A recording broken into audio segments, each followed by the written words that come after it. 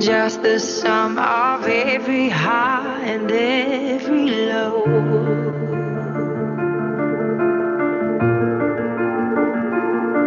Remind me once again just who I am, because I need to know. Ooh, oh, you say I'm loved when I can't feel a thing. You say I'm strong when I think I'm weak. And you say I am held when I am falling short. And when I don't belong, oh, you say I am yours. And I believe, oh, I believe what you say of me. I believe the only thing that matters now is everything you think of me. In you I find my worth, in you I find my identity. Ooh, oh, you say I'm loved when I can't feel a thing. Strong when I think I'm weak. And you say I am held when I am falling short. When I die,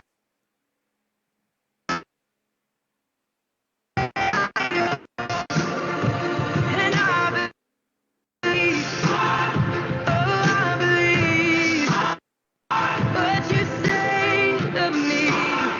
Oh, I believe.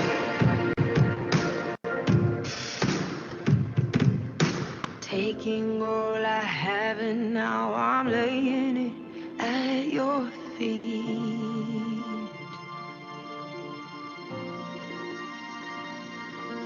You'll have every failure, God.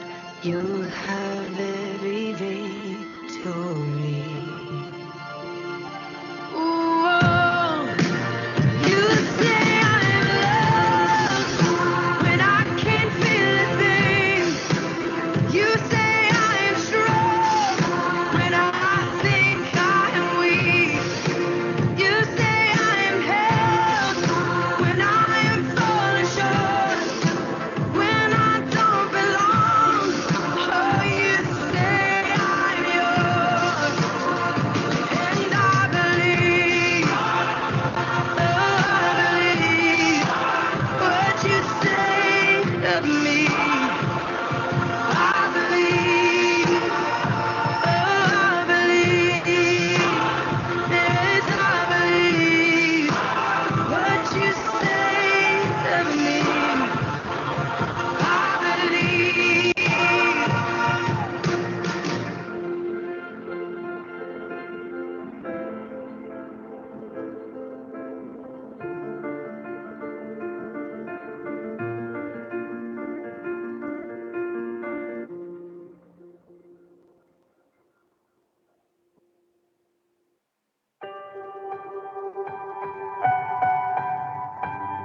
Like a small boat on the ocean, sending big waves into motion. Like how a single word can make a heart open. I might only have one match, but I can make an explosion. And all those things I didn't say were wrecking balls inside my brain. I will scream loud tonight. Can you hear my voice this time? This is my fight song. Take back my life song. Prove I'm alright song. My power's turned up. Starting right now. I'll be strong. I'll play my fight song. And I don't really care. No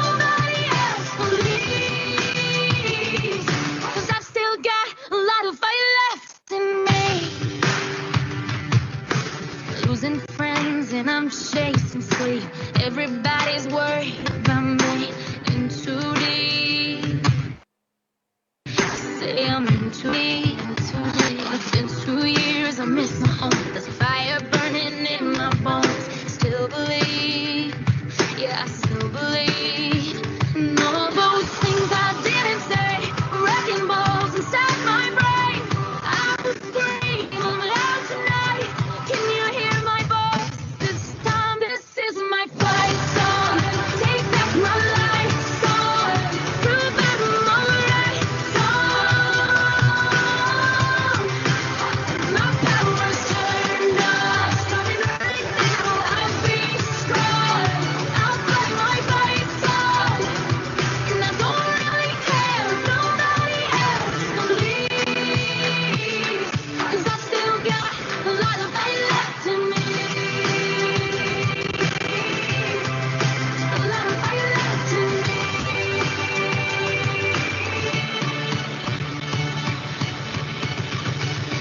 Like a small boat on the ocean, sending big waves into motion.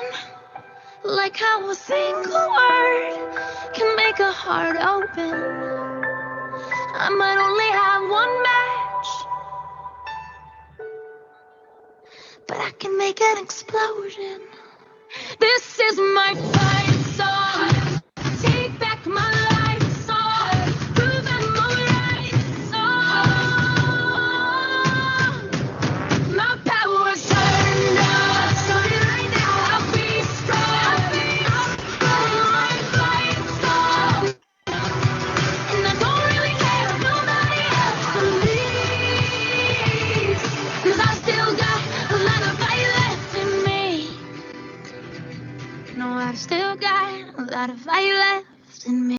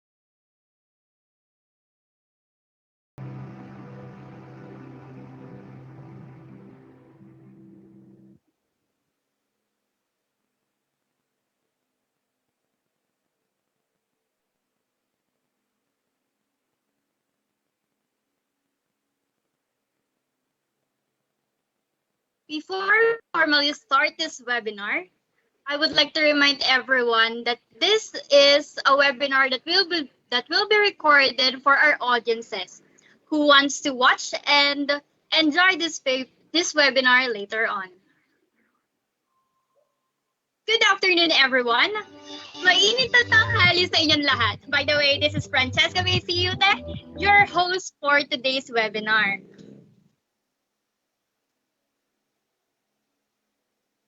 Andiyan na ba ang partner ko? Mukhang di pa ata siya present pero let's wait a bit kasi baka may internet connection problems. Andiyan na po ba ang aking partner? Pang G ang mga comment section natin dyan na. Kamusta ba kayo? Thank you, guys. Ramdam na ramdam ko yung init ng suporta nyo. Kasing init ng kwartong to. Ayan na. May mga questions ba tayo dyan sa comment section before we start this one? Kumusta mga buhay nyo? May mga nagpapa-request ng mga ng mga songs. May nakita ako dito na pa-request daw ng WAP from Harleen. Kaloka. Right now, proud of you sa ating tawag dito, guest speaker. And from Aaron Rojas. Good luck, Bobby. I love you. Gladys Joy Concha Romero. Grabe. Sana all, no? From Ashley Nicole Torres. Hello. Yan na! Finally, she's here! Hello, Hi. partner! Hello.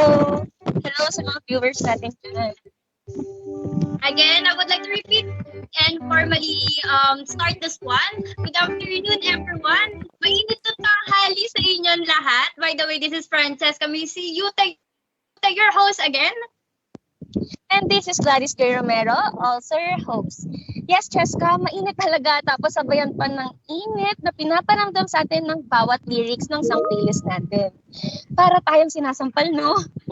Sobra. As in, yung ano talaga yung worship song talaga, yung You Steady My Heart. Ay, bongga.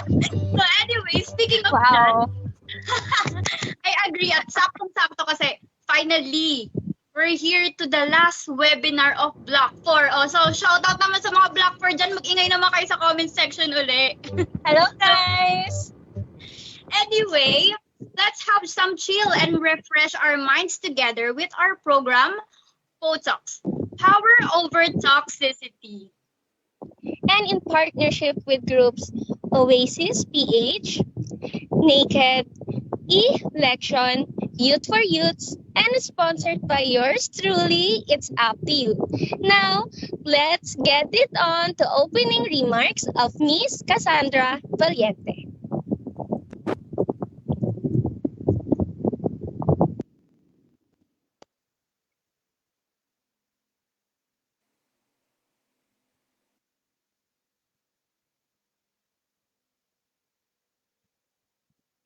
Good afternoon, everyone.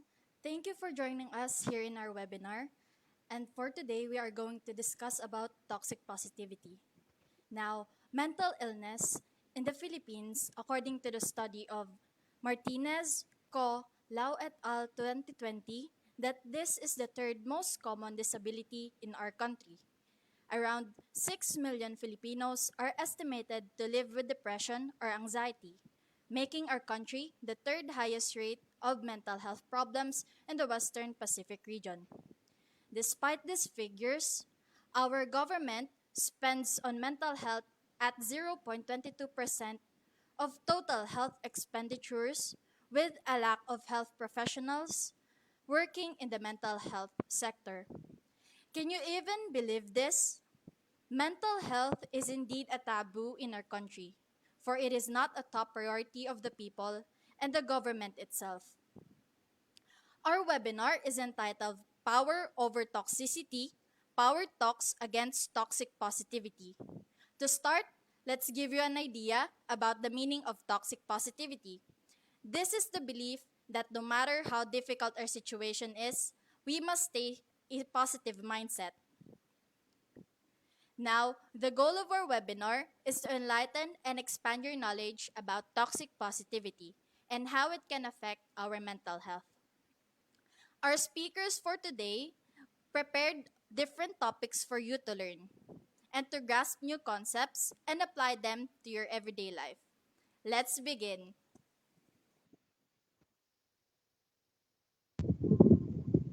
So, thank you for that inspiring and wise words, Miss Cassandra. Ayan, I agree talaga. Pero bago tayo magsimula, kanina pa ako nagsabi dito na bago tayo magsimula. Pero gusto muna namin malaman kung gaano ba kabuhay yung mga dugo ng mga viewers natin dyan. Tumatakbo pa ba yan? Buhay na buhay pa ba? Yes. So, because of that, we would like to call on all the speakers to come and join us to this segment, which is Online Kamusta? Kamusta? So guys, kamusta pa ba ang buhay ng lahat dyan? Naka-on cam na ba kayo? Naka-on cam na ba? Hello naman kayo dyan. Hello guys. Yan no. Grabe. Fresh na fresh naman yung Cassandra dyan. Lalo na yung Leia, no? Kamusta naman mga buhay? Na ba? Kamusta guys? Ano ang nararamdaman nyo ngayon? Okay naman, hindi. Ito buhay na buhay. Excited. Kinakabahan, Char. Ay naman kayo sa mga viewers natin dyan. Ang dami-dami nag-cheer sa inyo. Ilabas nga daw si Melary. Kanina pa yan eh. May guys. nagpapa-shoutout, Melary. Hello po, Shoutout magandang po hapon. dyan. Hello. Sana Dami niyong mag-enjoy fans. kayo. Shoutout sa Blackboard. Mahal namin kayo, guys. So, let's go for the first question, Adi. So, kamusta pa ba ang buhay ng lahat dyan? Well, ito, buhay na buhay. Kasi last na, huling hirit na para sa first sem. At saka congratulations pala sa buong Black 4 na Yes, congrats guys. tagumpay ang kanilang webinar.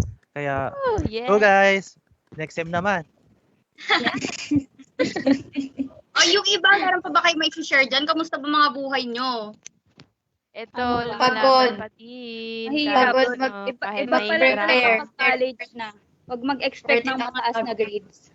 Yes. Ang daming Yan, changes. pinanakit Talaga sa yun. Jenica. So anyway, speaking of grades, kamusta naman yung ano nyo? Yung first sem, ayan, yung first sem. Total last na to di ba? Kumusta ang first sem nyo? Hectic. Stressful and frustrated at the same time. Pero okay lang, laban lang, carry lang. Yes. Laban. True. Laban lang ng laban, bawi lang ng bawi, di ba? So about yung mga, ano nyo, mga na-encounter nyo, ganun. Gano'n ba kayo ka-stress? Ayun. May na-encounter ba kayo nagsabi sa inyo na, okay lang yan? I remember so many Kaya ko yan, kaya nyo ba? Kaya nyo rin yan. Meron ba? Meron ba? Class lang naman daw, nasa bahay lang daw, kaya daw madali. Ayun, grabe. Ay, may sasagot mo. Ayan. So, ayan, speaking of negativities na naranasan natin, we prepared something for you. Right, Adi? Yes. So, now, let's proceed to overview and speech part 1.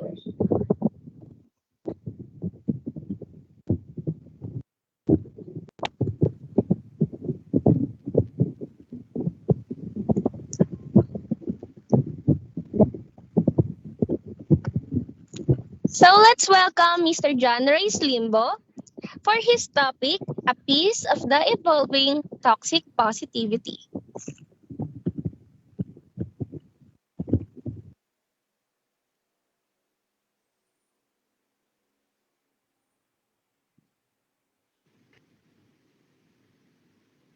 Hi there, I am John Reyes Limbo and I would like to give you a brief discussion regarding toxic positivity.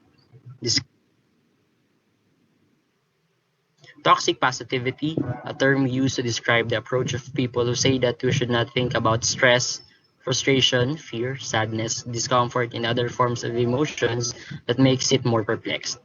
Don't you think that there's something wrong with it?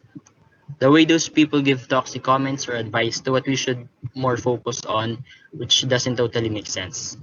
There are times that we feel discouraged by the things we hear from the toxicity that these people create. Sadly, this kind of attitude towards people who experience mental health concerns can still be seen in our society. The steps to healing of a person who encounters a mental health problem is being ruined by the toxic positivity that affects the entire feelings and experience. It creates a different vibe, something that makes darker or negative influence on what should be felt or what should be acknowledged. I think there's nothing wrong if we try to understand what are the real feelings that we should hold into. As time continues, toxic positivity is still growing, which is not right and must be stopped. According to Dr. Gayani de Silva, toxic positivity can be referred to as the genuine positivity that proceeds to harm, needless suffering, or misunderstanding. It is a thought that when you stay positive and only stay positive, it will be the right means to keep on living your life.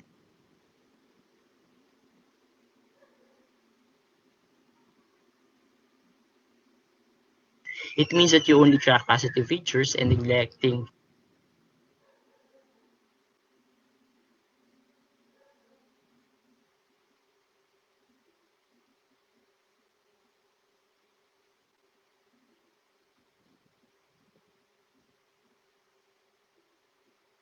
Hello, everyone. I think we're having quite a little problem sa internet connection. But I would like to recognize our teacher, si Miss Kayog. Hello po, ma'am. Thank you for attending our webinar po. Kamusta po kayo dyan? Wait lang po natin ng konti dahil medyo lagi. Medyo nahihirapan din po kami. But balik tayo sa comment section. Ayan, thank you po, Miss Rachel. Thank you po. Let's go, Potox daw. Let's go, guys. Kayang-kaya natin yan. Kahit medyo lagi tayo.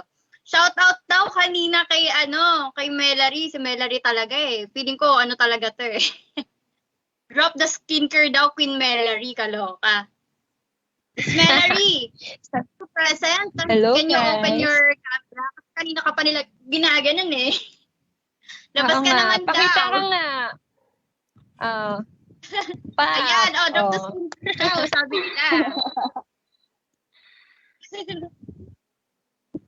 Tamang hilamos lang.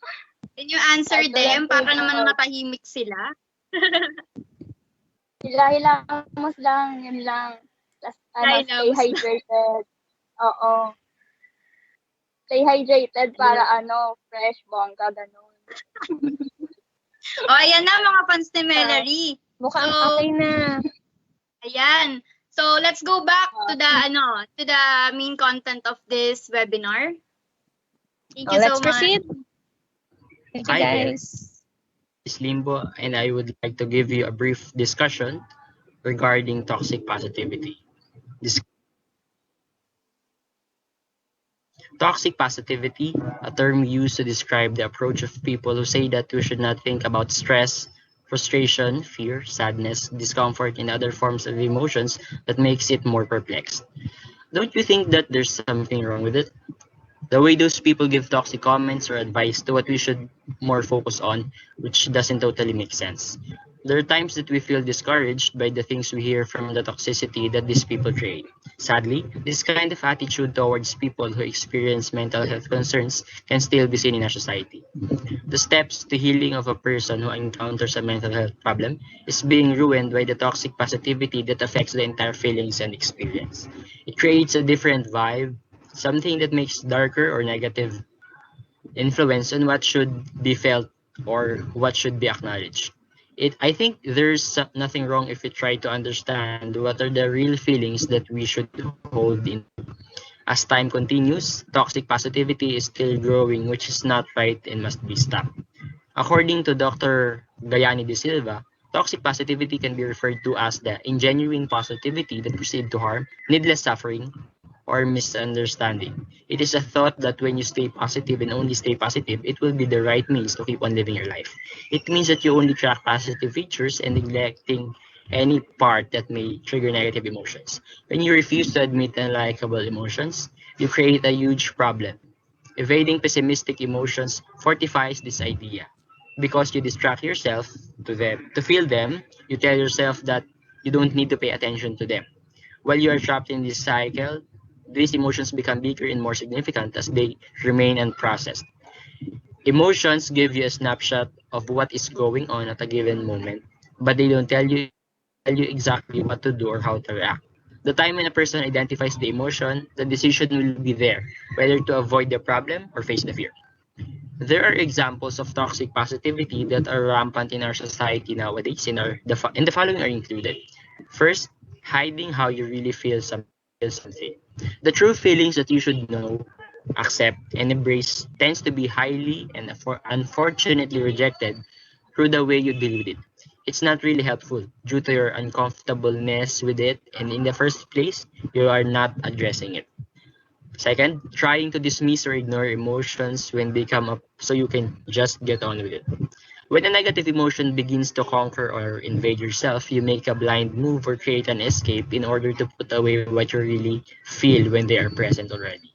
Third, feeling guilt or shame about the emotions you're feeling. You feel embarrassed because other people might criticize or ignore you because you think that the emotions within you are not valid or acceptable. It makes a worse atmosphere for yourself, which encloses you to a more unreliable and distorted kind of place. Fourth, minimizing other people's negative emotions or experiences with feel good quotes or statements. The complicated and destroyed feelings that other people experienced along the way is deemed untrue or fake, making those who felt it more fearful and feels that it is hard to open up with other people. The improper way that others do is to offer them quotes, which is also a sense of toxic positivity. Fifth, chastising others for lack of positivity. When there are people who does not feel great, you try to say to them that they should cheer up or forget what they are sad about and just enjoy the life or continue to create a smile on their faces.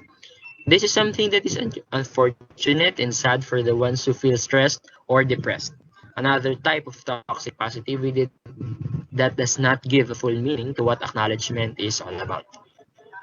The prevalence of toxic positivity is being increased or ascending as we try to get to know it. The people who faces mental health issues are the ones highly affected or victims and vulnerable to this kind of scene or setting.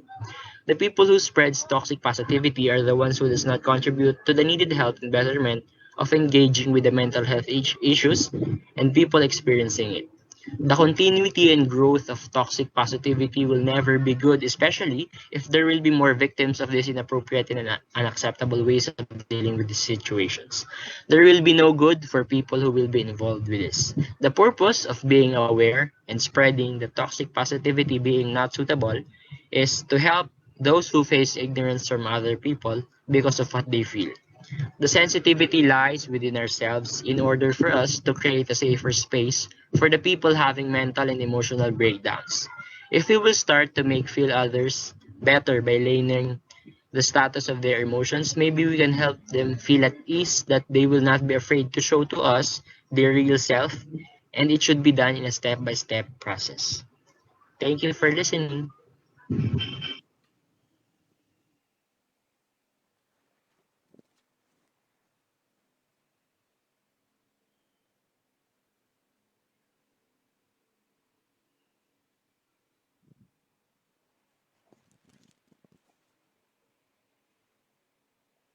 So, ayan.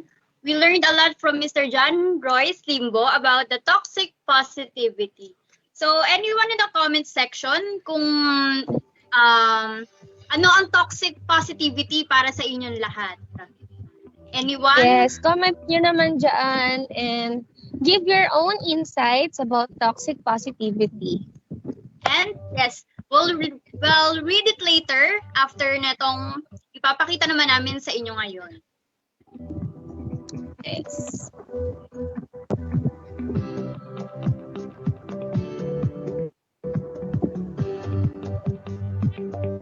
So this part is for the interpersonal relationships ng toxic positivity.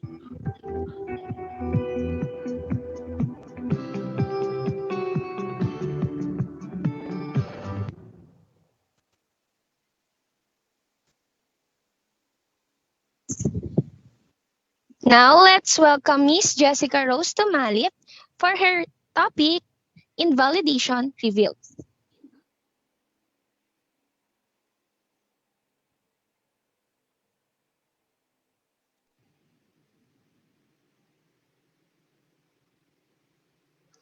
Have you ever been abused? Physically, mentally, socially, economically, and so on?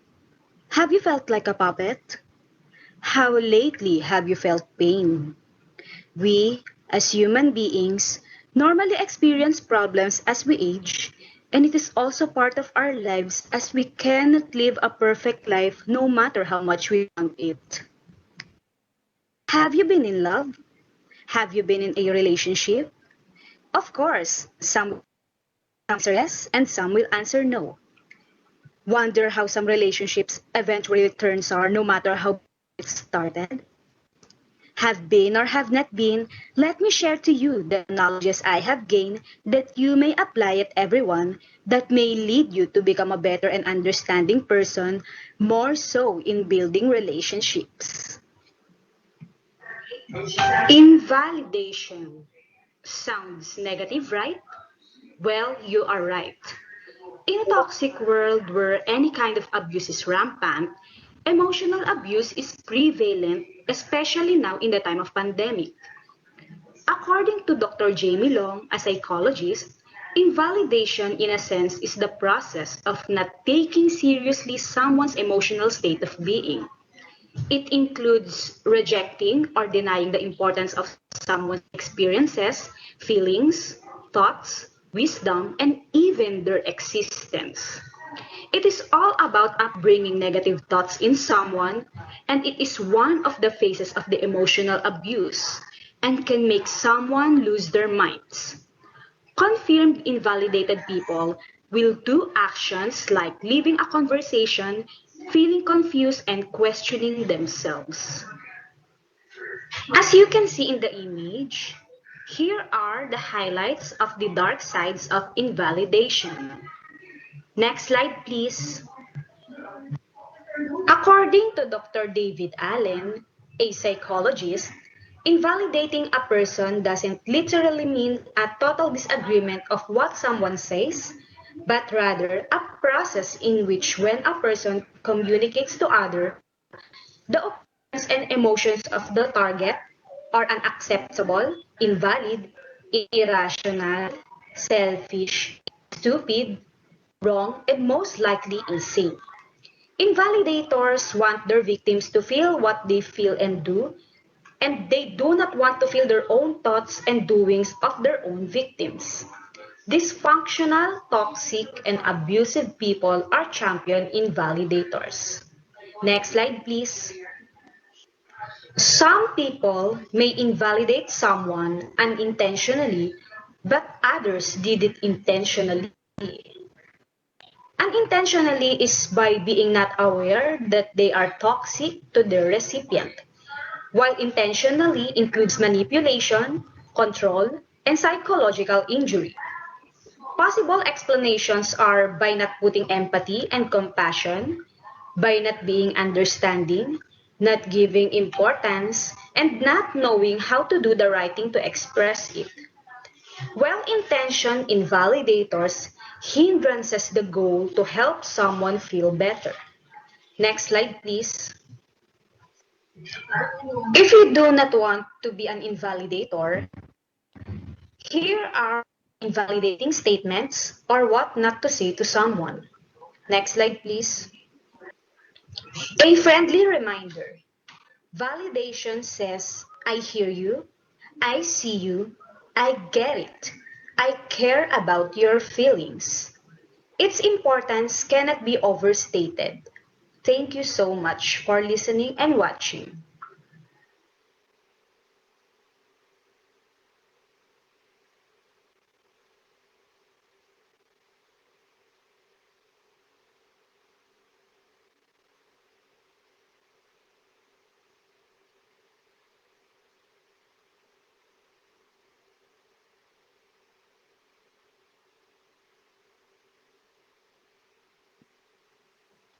Ayan, so after that speech, as in sobrang, alam mo yun, parang tumama sa puso ko lahat ng sinabi niya. Like, parang naranasan ko to Pero at least, di ba, alam naman natin kung ano nang gagawin natin. And for the next one, we have Gladys Joy Romero for how to deal with pressure.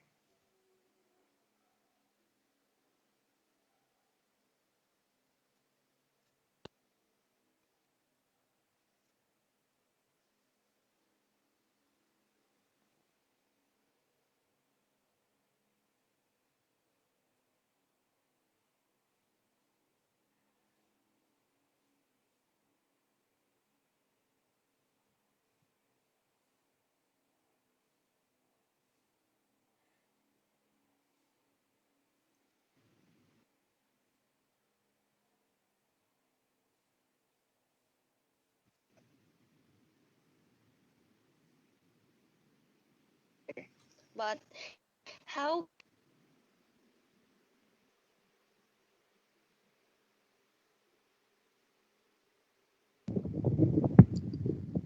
So, hello everyone. Sorry po sa difficulty. Yan na, meron ulit. first, what is pressure? Pressure pushes us to do something. It might give us a positive and negative outcome. But of course, not everyone can handle pressure. There are many cases that pressure will reveal who you really are. There's a lot of instances that it might pushes us to do better. But how can we handle pressure? Here are some ways on how to deal with pressure. First is confidence. You should be the one who supports yourself first. You don't need someone to dictate you. Learn to stand on your own. Pray until something happens. Second is preview. Think about the happenings from the past na na-encounter mo and how you won from that. Nakaka-proud, diba? Kung kinaya mo noon, kakayanin mo rin yan. But of course, you should voice it out if di mo na kaya. Iba yung nagpapanggap sa totoong may confidence ka. Third is place. Go somewhere na nakakaramdam ka ng peace. Never hesitate na lumayo ka muna. Humanap ka ng lugar kung saan pwede mo maiyak lahat ng bigat na nararamdaman mo. Hindi masama unahin ang sarili. Fourth is people. The more pressured you are, the less people you need. Even though you have the right people with you, hindi sila yung makapagbigay sa'yo ng power. Power na only God can give you, and that is the fifth one. Once that you've learned na mas importanteng piniplease si Lord, malalaman mo yung totoong worth mo. We have different ways on coping up, just like peer pressure. We are being influenced by those people.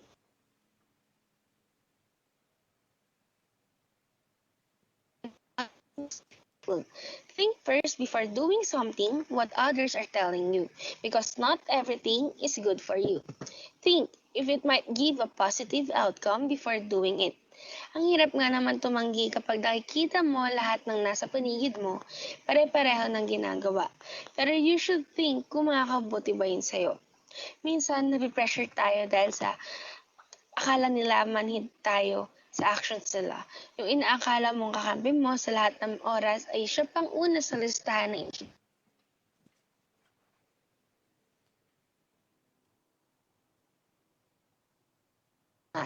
minsan, mas okay na maging bulag at bingi sa mga bagay na nakapanghina sa'yo. Kundi, tumakad ka ng diretsyo, papunta sa pangarap na gusto mong marating. And yes, because of the problem we are facing right now, the pressure cover our emotions. You may become overthinker a lot of times. You can't sleep because a lot of thoughts are going through your head. You become emotional, scared of the future, napipressure ka kasi hindi mo alam kung tama pa ba yung tinatahak mo. Kung magiging successful ka ba ganun. You are scared of losing someone. That might be a reason kung bakit tinatanong mo yung worth mo ngayon. You are afraid to fail because someone close to you belittle you. They made you feel unwanted, a competitor, and made you feel that you are not enough. But you know what? All the things that you are experiencing is part of God's plan. Just go with the flow and trust God's process. Yung iba, tinatawanan ka kasi hindi ka belong and pare-pareho sila ng ginagawa. At hindi ka makasabay. But be proud. Hindi ka kasi tulad nila. Alam mo yung landas na gusto mong tahakin para sa pangarap mo. It might be hard, but always remember, you are enough. You're going to make it. No matter what it looks like right now, God is going to send blessings, solutions, answered prayers, healing, love, and positive things that will change your way.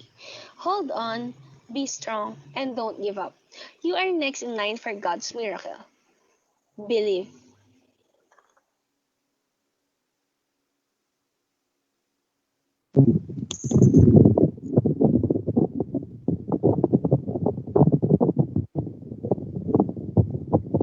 So yes, guys.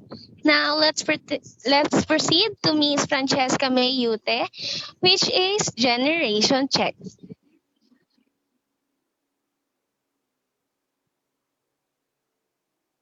Magandang buhay, everyone. This is Francesca Mayute from Potox. Power over Toxicity. Wala nang intro-intro. Unang tanong. Naranasan mo na bang masabihan ng mga katagang ganito sa isang sitwasyon? Ang hirap naman eh. Okay lang yan. Ganyan nga din kami ng panahon namin eh. Saka, mas malala pa nun. Maring ma, ha? Baka naman nagpapatulong ang anak mo. Pwede pahiram pala ng planggana. Maglalaba lang ako sa kanto. Halina. Naku, Mare! Yung anak ko, kayang-kaya niya na sarili niya. Laki-laki na niyan eh. Mas malaki pa nga yun sa akin. Saka, matalino yan. Alam mo na kung kanina nagmana yan, ha? Pasulpot-sulpot ka naman. O, eto. Kaya mo na yun. Nangyari na eh. Pero kasi, ang baba ng scores ko. Wala na tayo magagawa, okay? Sa susunod, galingan mo na lang uli para makabawi ka.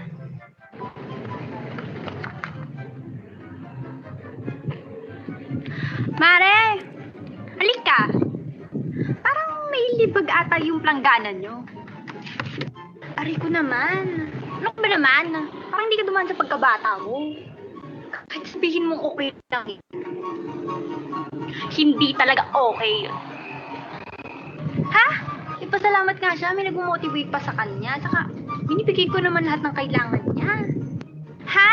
Ayan, Maring Maha, napapahan na din tuloy ako.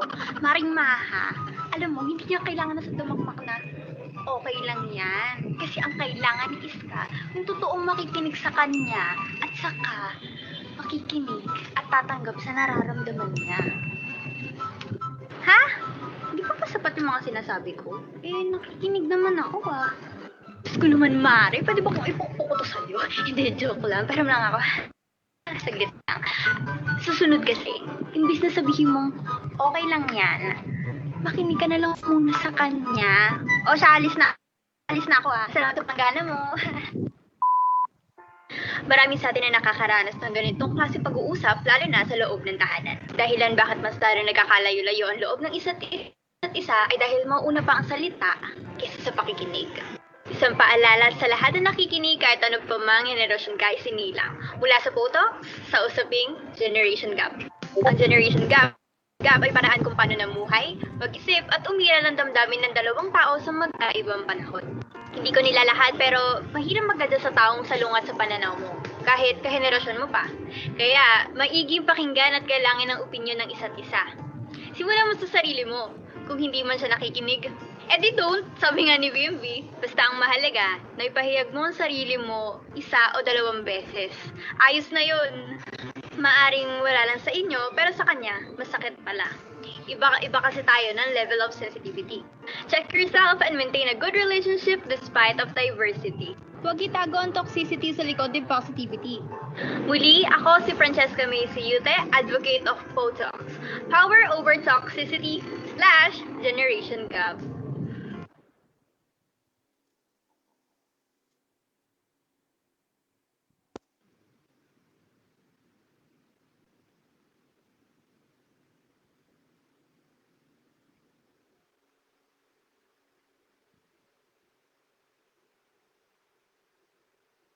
And for the next one, we have Rachel Ann Mortel for No One Must Be Left Behind.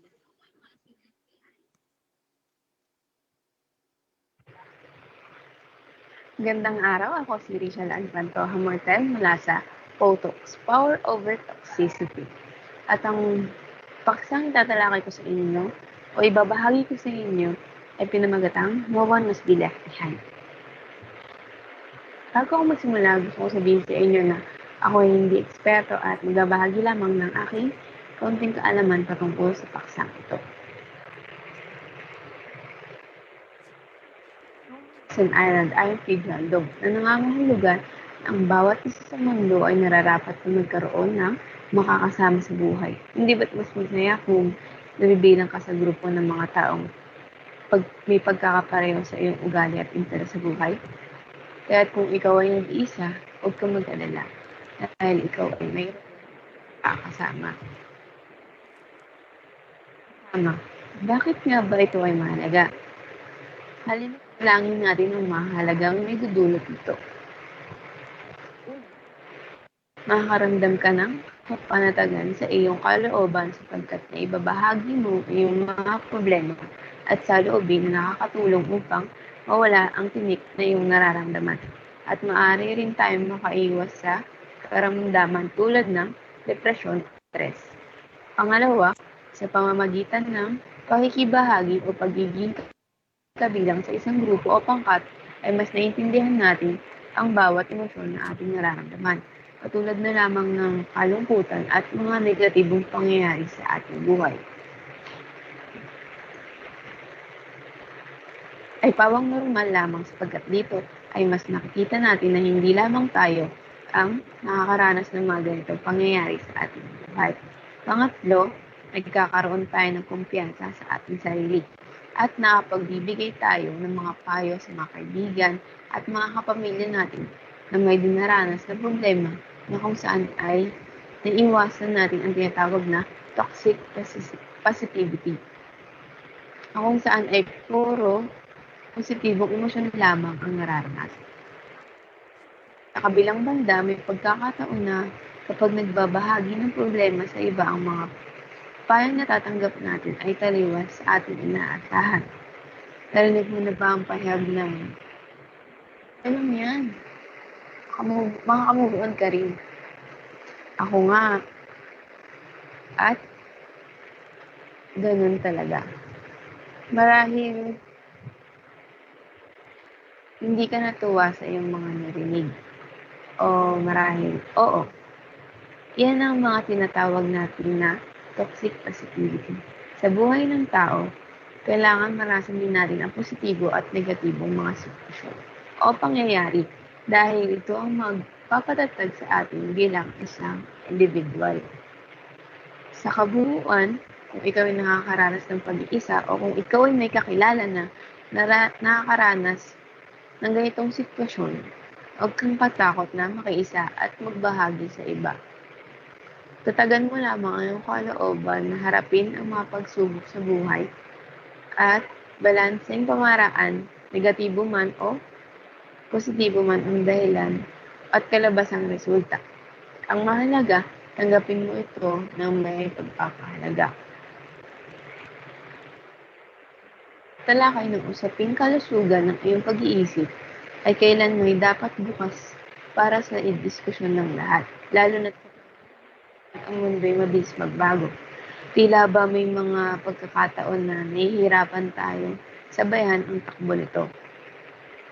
Mahalaga ang pagkakaroon ng bukas na isipan sa kahit anong klaseng usapin, lalo tungkol sa ating kalusugan. Dahil tayo rin naman ang makikinabang. Hindi man ito nararanasan ng iba, dapat ay may pakialam tayo sa kung anong nagaganap sa ating paligid at sa mga taong nakasalamuha natin.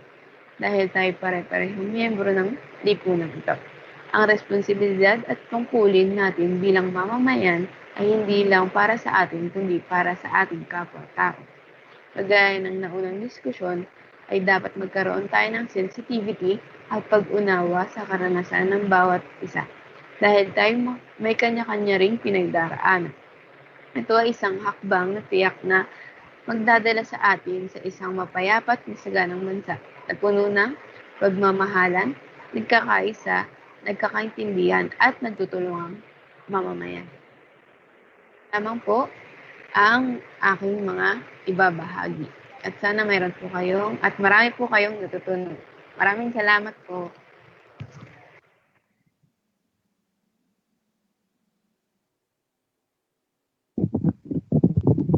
Yes, thank you so much, Miss Fischel Mortel. Now, let's proceed to Miss Eliza Sasain Torres for her topic, Mindfulness is the Key, Dealing with a Troubled Person. Good afternoon. I am Alisa Susain L. Torres and I will present to you some tips on how to comfort a troubled person. Have you ever been in a situation where your friend or your relative who has severe problems opens their feelings to you, but you did not know what to say or what to react? Don't worry, because same. It is an honor to be trusted by someone, especially when they choose to tell their personal problems and struggles to you, no matter how big or small it is. However, sometimes it is frustrating because we think that we might add fuel to the fire, and instead of helping them, the situation might be worse. We want to be with them, we want to help them, and we want them to know that we are always here, but we do not want to sound insensitive. So, how are we going to deal with them? How are we going to comfort them? And what are the proper words to say while talking to a struggling person? If you want to be enlightened as to how you are going to deal with them, you have come to the right place. I will present to you tips on how we are going to support a person with mental illness, a troubled friend, or an ambiguous relative. First, if you are feeling angry, sad, or being hopeless to them after they tell you their problems, do not let them see your negative emotions. Do not attempt to make any double meaning gestures. Why? Because any gesture can lead to them feeling uncomfortable to entrust you with their problems anymore since you showed annoyance through your expression. Furthermore, you should not talk to them as if they are stupid. Have you told someone, sus, parang yan lang eh. Mas malala pa nga nangyari sa akin eh, pero kinaya ko naman. If so, how did they react? In this kind of certainty, sensitivity plays a vital role. All you need to do is listen carefully and speak kindly because they do not need any negativity in their life anymore. They just need someone to talk to or rant to. A comparison of your experiences and theirs will not do any help. Every problem in life makes a person feel broken. It does not matter if the person is mentally ill or not. As someone who is capable of listening to them, and as someone who can comfort them, we should remind them that we greatly care about them. Without this reassurance, they may feel that no one cares about their feelings. We are all dealing with our own dilemma, and we all want at least one thing, and that is to be understood. Have you ever been in a situation where a person is telling you their random thoughts or feelings, but you chose to divert the conversation your way because you feel the same?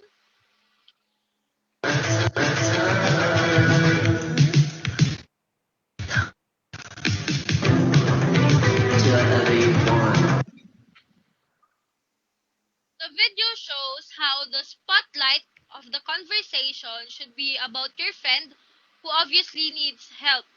And instead of lifting them up, the conversation goes to you because you think that was the right time to open up your problems. Yes, everyone has their own obstacles, but we should know when is the right time to speak. Mindfulness will always be the solution. When we are caught in a situation where we do not know what to say or what to react again, we should think of every action that we will do or every word that will come out of our mouth. People just need someone who is sensitive enough to willingly listen to them and someone who wholeheartedly understands them.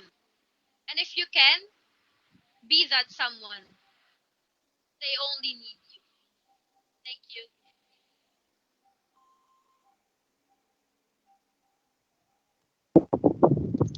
So, hello everyone. May I invite my co-speakers to give their own insight tungkol sa ating part 1. So, ayun guys, open cam na kayo. Hi! Hi, Juan. Kamusta? Boy. Isip pa naman. So, So, ano ba ang insight nyo tungkol sa part 1 natin? so kayo, Sige, go. sa mga taong may pinagdaanan, to be honest, di naman nila kailangan talaga ng advice eh. Kasi ang kailangan nila yung may paglalabasan ng problema. Yes. Kasi hindi tama yung sinasabi natin na kayang-kaya mo yan. Pero hindi ganoon eh kasi naiisip ng mga taong may pinagdadaanan na wala ka namang paki sa sa pinagdadaanan ko. Mas lalong nasasaktan, 'di ba? Kaya kailangan pakinig lang tayo. Diba, syempre, every time na nalulungkot tayo, iniisip ng iba, kailangan natin ng motivation, ng mga positive comments, ganyan. Pero hindi nila alam na yung positive comment na sinasabi nila, mas nakakapag-lead pa para ma-trigger yung isang tao na mas malungkot lalo. So, dapat maging sensitive din tayo kasi minsan, ang kailangan ng tao ay yung taong masasandalan and mafe-feel nila na safe sila. Nasa home mismo yung hinahanap natin eh. Yung talagang may feel natin na safe tayo, yung never tayong i-judge every time na magkakwento tayo. So, sino pa magbibigay ng insight nila? Yung about sa speech ni Gladys, yung about peer pressure. Diba? Parang sobrang relatable siya sa atin mga kabataan ngayon since meron tayong nakakasama na nagiging bad influence niya. Pero, okay lang naman, diba? Okay lang mag-enjoy. Pero dapat live your life, but live it moderately. Kumbaga, mag-enjoy ka pero wag mo na ring sirain yung buhay mo. Ganun. Wag mo hayaan na ma-take over ka ng pressure. Ganun. Sa akin naman, yung about sa generation gap, na yung matatanda, kino-compare nila yung generation nila sa generation natin, which is sobrang magkaiba, knowing na yung struggles natin, parang ini-ignore na nila, na feeling nila, same lang, kahit hindi na, kasi iba yung way ng pag-handle natin ng problems natin kaysa sa kanila. So, yun sa akin. So, ayun.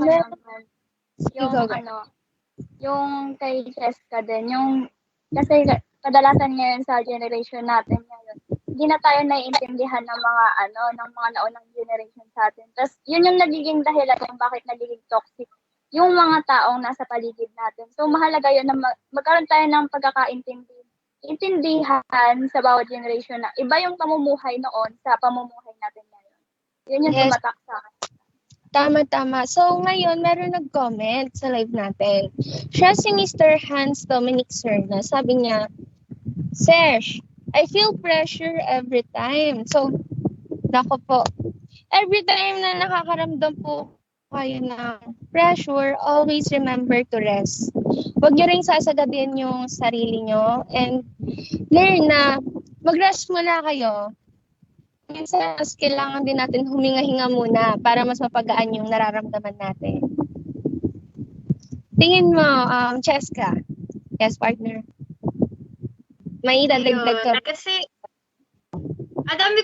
nadidistract ako kasi ang dami talagang comment eh. Yung iba pabiro, pero yung iba, ayan, katulad nitong kay Ashley Nicole Torres, kung yes. Hindi pa siya pero ito, sabi niya nakakainis yung toxic positivity na yun. Kasi it is a way of only looking for the positive side and not looking for the negative side which trigger our mental health. Totoo. Wala na sigurong deeper explanation dito kasi on point na eh. And kay Rufa May Ramos, no to toxic positivity, yes to inclusivity si Viti, ayan, mukha ko bulol. Kay John Dale Quillen,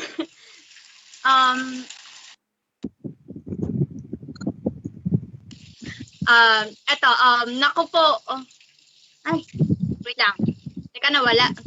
True daw, ayan, true. Ayun, yun yung nakita ko. And for the, ano pa ba? May mga gusto pa ata mag-share. And ito kay Sedi Casco, Sim ganda ng point. Ayan. And kay John Francis Rivera, indeed. Di mukhang nag-respond na ata si Hans Dominic, sir na. Anong Sabi sabi niya this is so helpful. Most of teens can voice this out. You all need to listen now. Ayan. Yes, thank you so much for listening, Mr. Hans. So, ayan.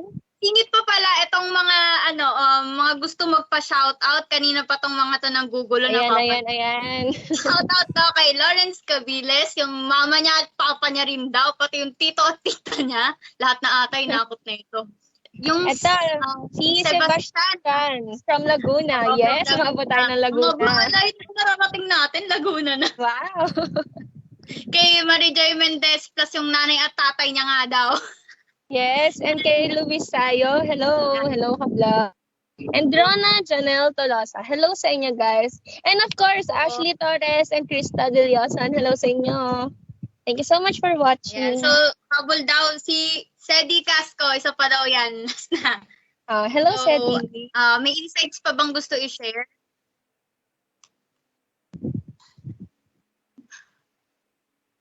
Ano pa ba guys? If meron pa, you can share pa. Yes.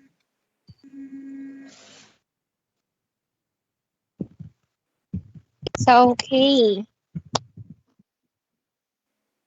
So, ayun nga. Dahil sa mga insights, thank you so much sa mga co-speakers natin for joining and cooperating. Now, sobrang dami talagang nakaka-soul-to-soul experiences ang na-share sa atin na ating mga co-speakers. Right, Cheska? Cheska? Ayun, sorry nawala ako ng very light. So, can we now proceed to the part 2 or meron pang extra agenda? Yes. Okay, mukhang wala na. So, let's proceed to the speech part 2, which is intrapersonal relationships. Yes. So, let's start with Miss Melary Taborada with her topic entitled, Am I Obsessed with Myself? So, here's another videos prepared for you guys. Enjoy!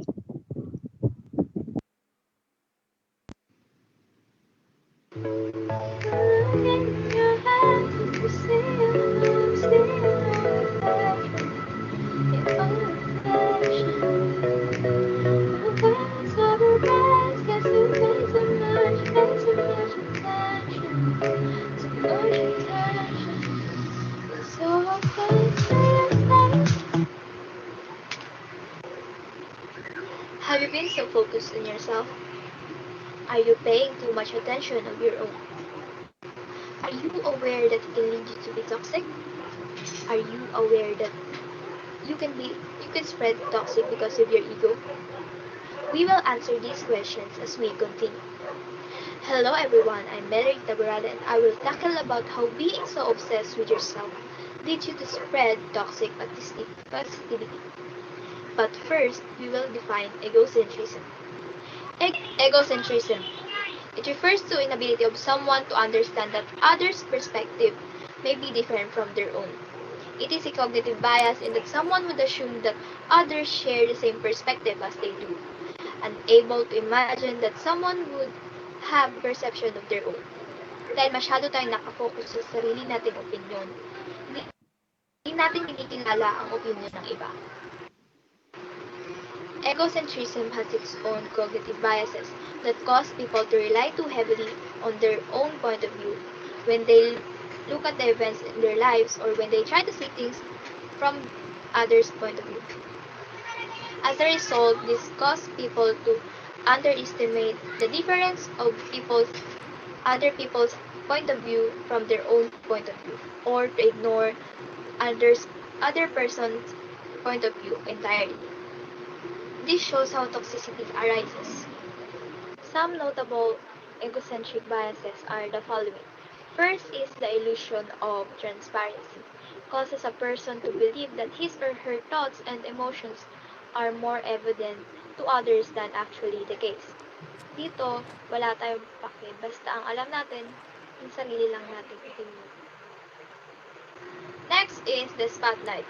Causes a person to overestimate the degree to which they are observed and noticed by others, as well as the degree to which others care about they notice about them. And dito papasok yung sinasabing pagiging pabida, na kung saan gusto natin sa atensyon ng karamihan, na nagiging cause na may ma-left behind. Third is the false consensus effect. This causes people to believe that his or her opinions and beliefs are more common than they are in the population. Dahil nga nakafocus tayo sa sariling paniniwala natin, nahihirapan tayo na magpakita ng empathy sa iba. Last is empathetic gap. Causes people to struggle understanding mental states that are different from their present state. That affects people's judgment and decision making. This means when a person are in a certain mental state, for example, happy or angry, dito yung nagiging insensitive tayo.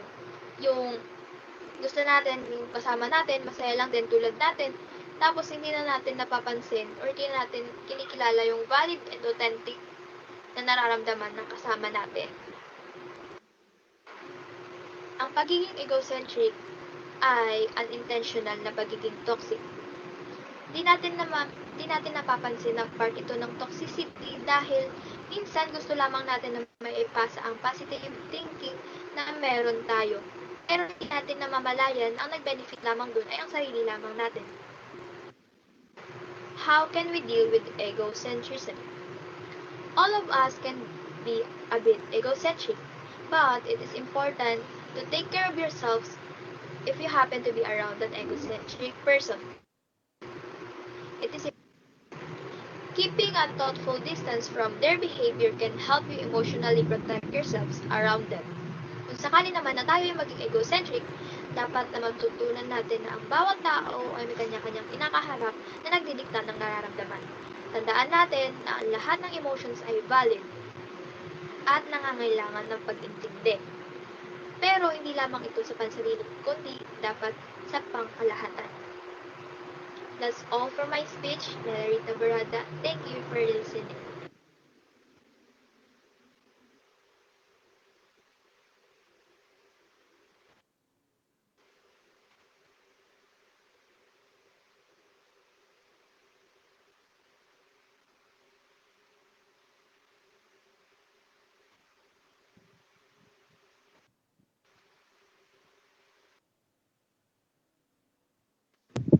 Thank you so much for that, Miss Melary Taborada. Now let's proceed to Mr. Jesus John Parungaw for his topic expectations inside.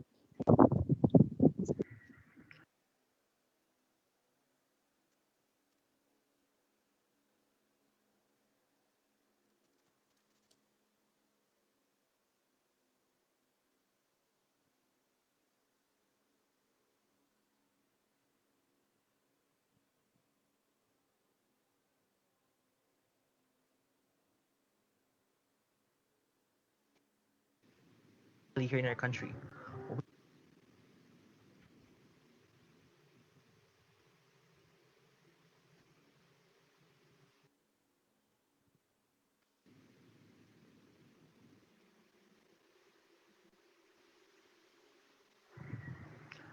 Hello everyone, I am Jesus John Parungaw, and I am here to talk about expectations. Disclaimer, I'm not an expert nor a professional who is a background in giving advice. I am here to share with you some of my knowledge and experiences. Our world today is full of toxicity, especially here in our country. We mark ourselves to attempt or um, to compensate ourselves as failures. In addition, it may have an adverse effect on our feelings to hang on to static expectations. Our interpretation becomes our reality. It may not be able to balance reality when our interpretation is too static, thereby resulting in emotional disruption. Expectations are occurrences, milestones, and results that we hope may arise or occur. It is a natural human activity that helps us base on our choices and behaviors to imagine an end target. Realistic goals keep us going forward and allow us to make positive plans for both our work and private lives.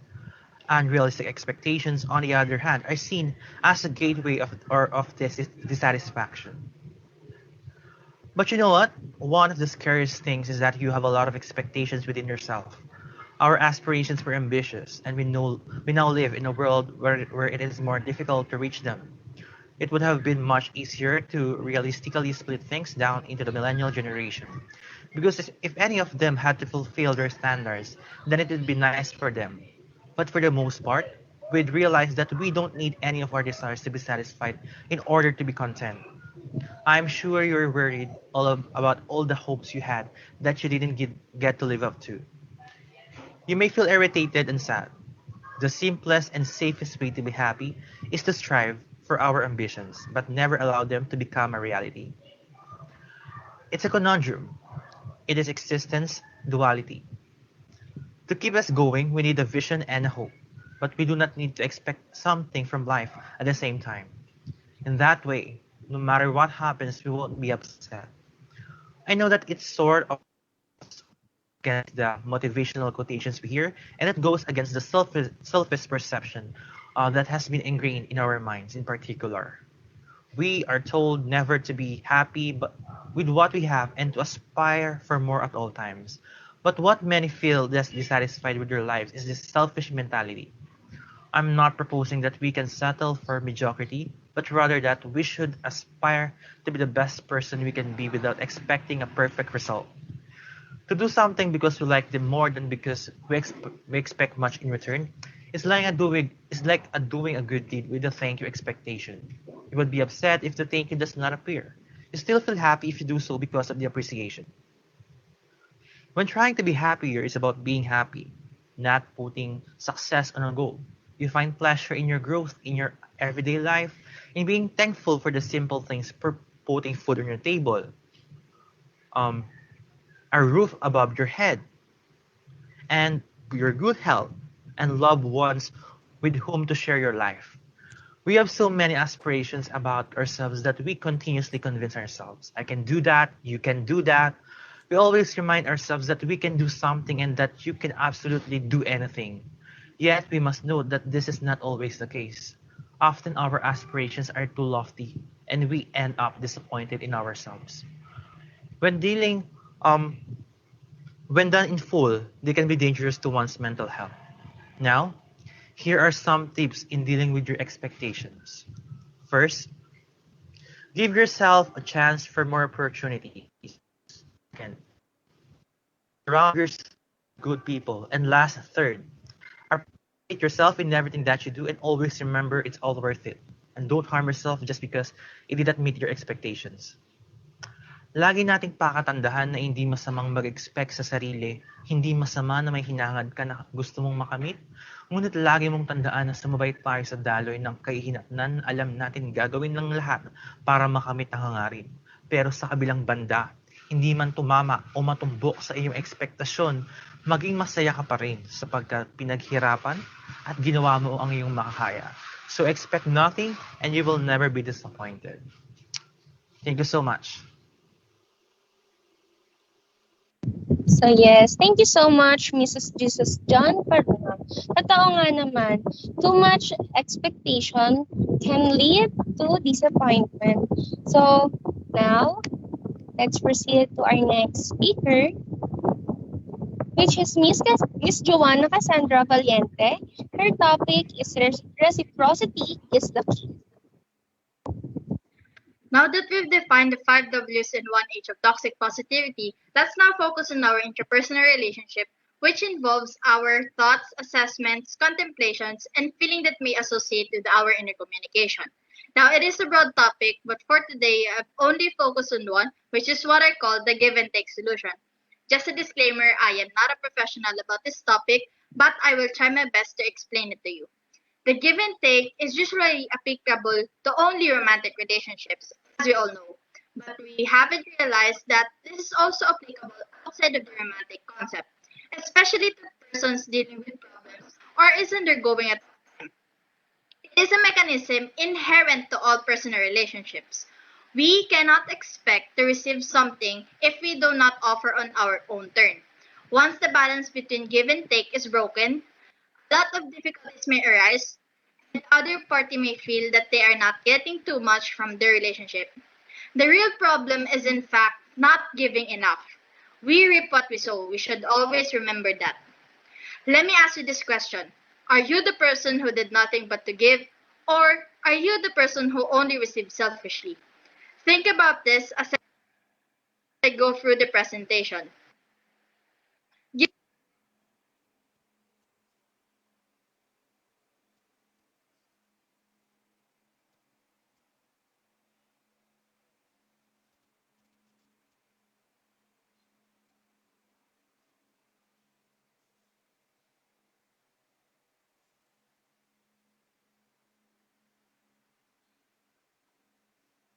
Hello, ayan, mukhang nawala na naman tayo sa connection natin. Pero laban pa din tayo. So, hello Gusto naman everyone. dyan. So, oras na muna siguro para i-shoutout natin yung mga viewers natin, no? Oo nga eh. Ano ba mga nagtatanong dito? Pero sige, unahin muna natin yung shoutout, Adi. Sige, go. Okay, sino ba to? Oh, wait! We would like to say thank you po kay Kuya Ives Daniel V. Ventura for congratulating us. Yes. And dyan kay Ma'am Rosh Jan Dale Pillian. Shoutout sa mama ko. Ma, nasa TV na ako. Talaga naman, kahit kailan talaga. Kukulit, tataas ng energy. Pero at least, diba, alam natin, hindi sila naboboring sa napapanood nila. Yes. Merong mga nagtatanong. So, eto. Si Miss Marie Nicole Manalilis, sabi niya, how to avoid disregarding self-validation. Sinong gusto na sumagot sa mga speakers natin?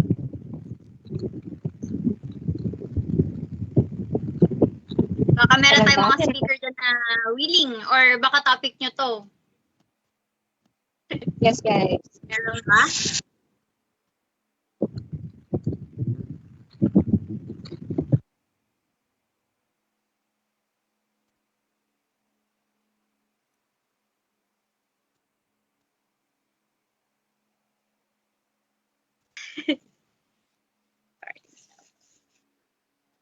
Ayan, wait lang, medyo problems. Pero, back to the topic.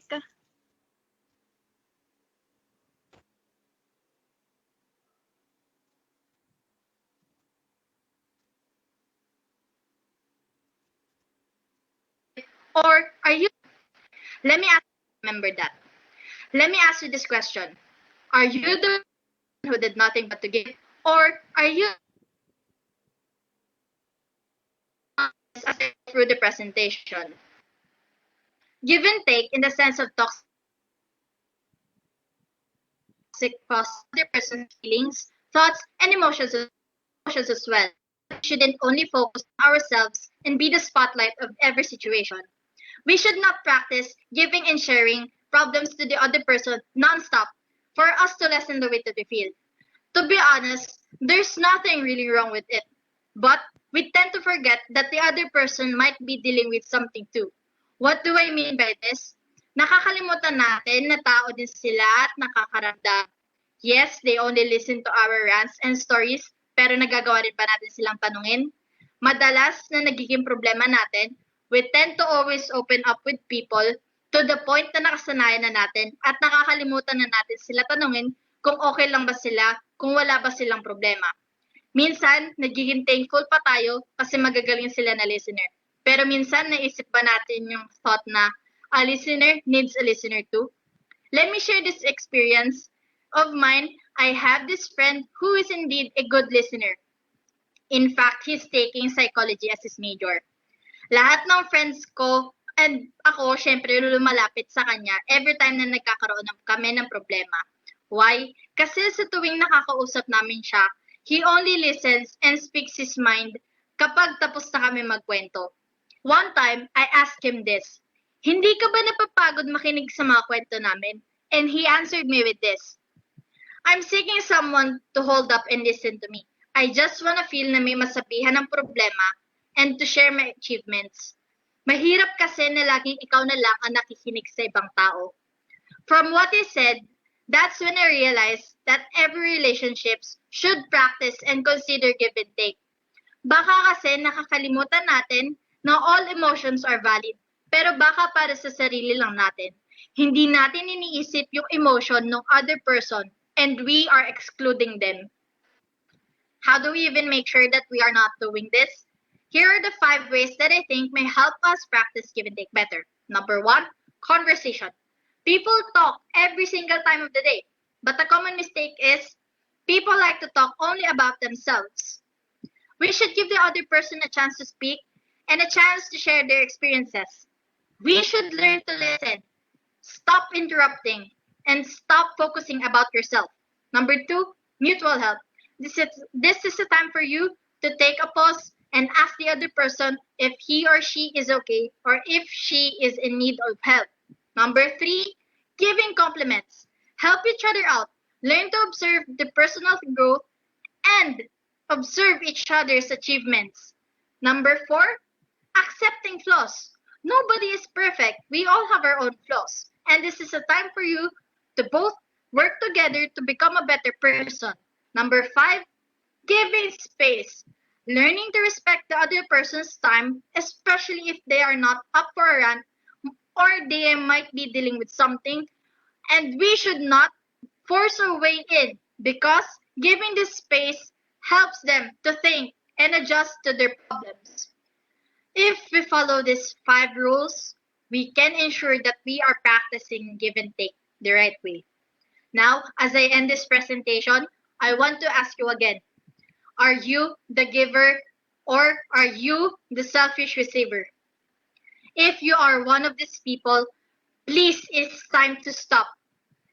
You should learn the give and take method because this is not only about you, it is about other people as well. Remember, reciprocity is the key.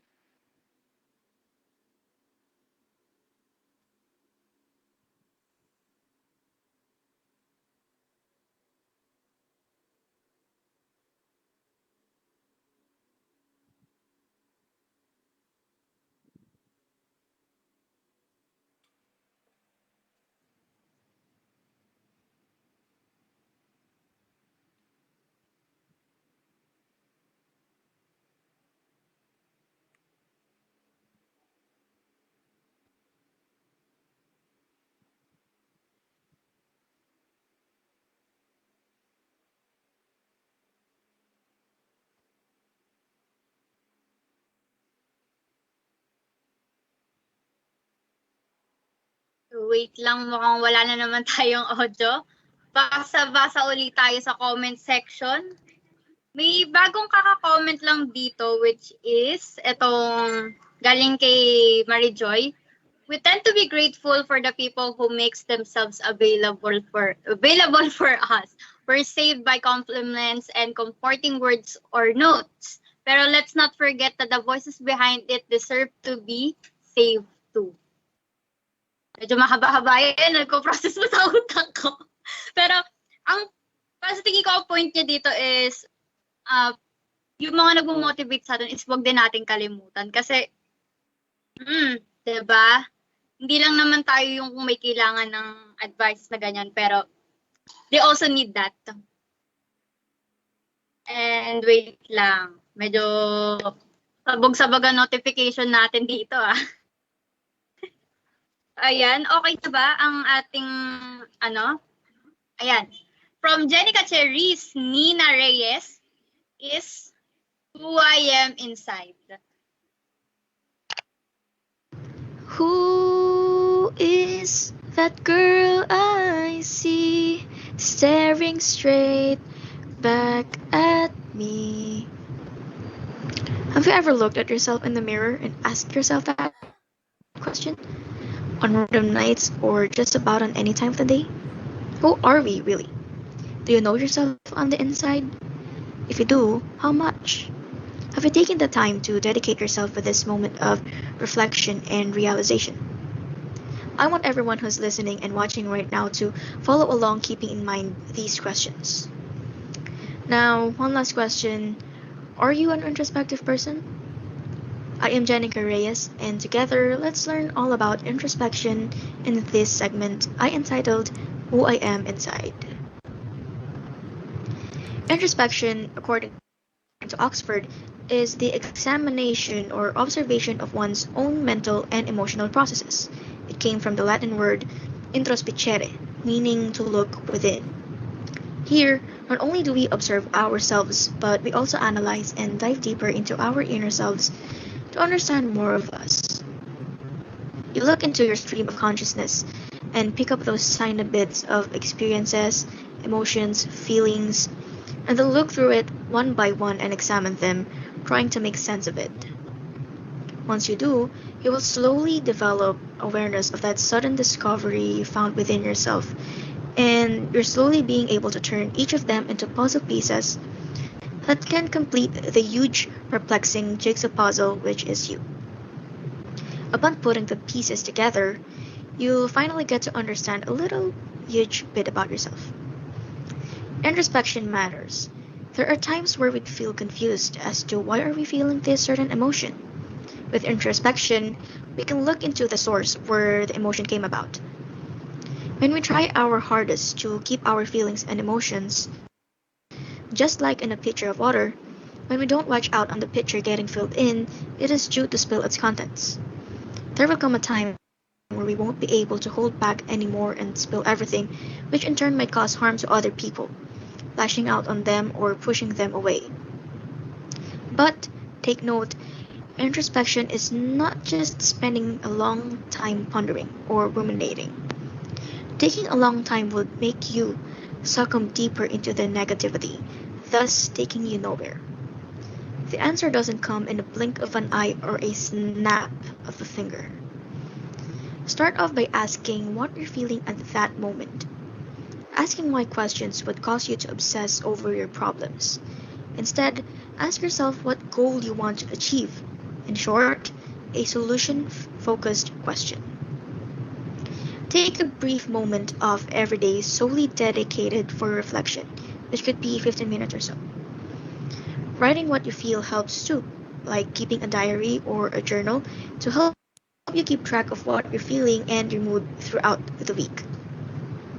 Every day is a new day for us to know ourselves better.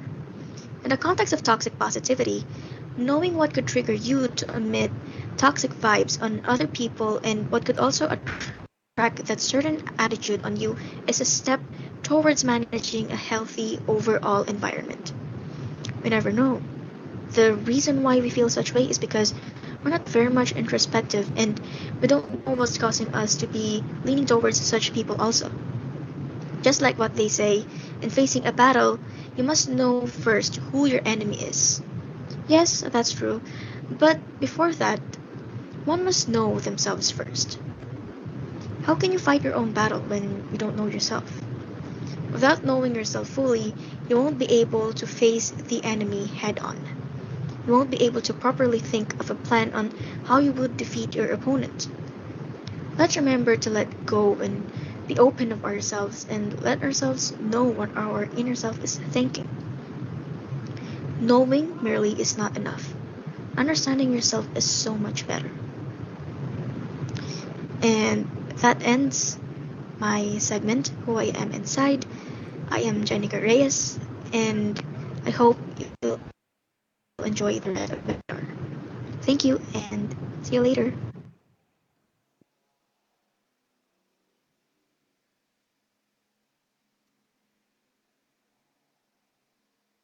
Thank you so much, Miss Jenica Reyes. Now let's proceed to Miss Leah Nicole Reyes for her topic, the art of not tolerating toxic positivity. Good day, guys. This is Lian, and my speech is titled as The Art of Not Tolerating Toxic Positivity. But just a disclaimer, guys, I'm not a professional, but I think I can consider my experiences enough for me to share my thoughts with you regarding this matter. Actually, not only my experiences, but this is also based on what I have seen with others on how they handle this kind of toxic responses from other people as well. So here are the following tips on how we can overcome toxic positivity. Number one, be your own best friend. Number two, list down and filter. Self-care, and lastly, is the most uncomplicated tip that I can give you. First, be your own best friend, okay? I heard this statement before kay Ayn Bernos and sobrang tumatak siya sa akin, guys. Di ba, as a best friend, if you know someone who makes your friend feel sad or kahit na sino na alam mong unhealthy para sa friend mo, you immediately tell them to stop interacting with that person, di ba? So, since meron nga tayong statement na ang galing mag-advise pero sa sarili hindi ma-apply, 'di ba? But if you are your own best friend, then you can immediately apply the advices you give to others within yourself para makaiwas sa mga taong toxic. And if makaiwas ka sa mga ganong tao, then obviously, you can avoid toxic positivity responses from them as well. Second is list down and filter out. Okay, sobrang effective nito sa akin, guys, and I have been using this technique, I guess, since April 2020. Okay, list down those people who you think na parte ng buhay mo. Friends, family, anyone who you think you cared for. And then after mo malista lahat yan, proceed ka sa second step, which is filter out. Okay? Choose wisely.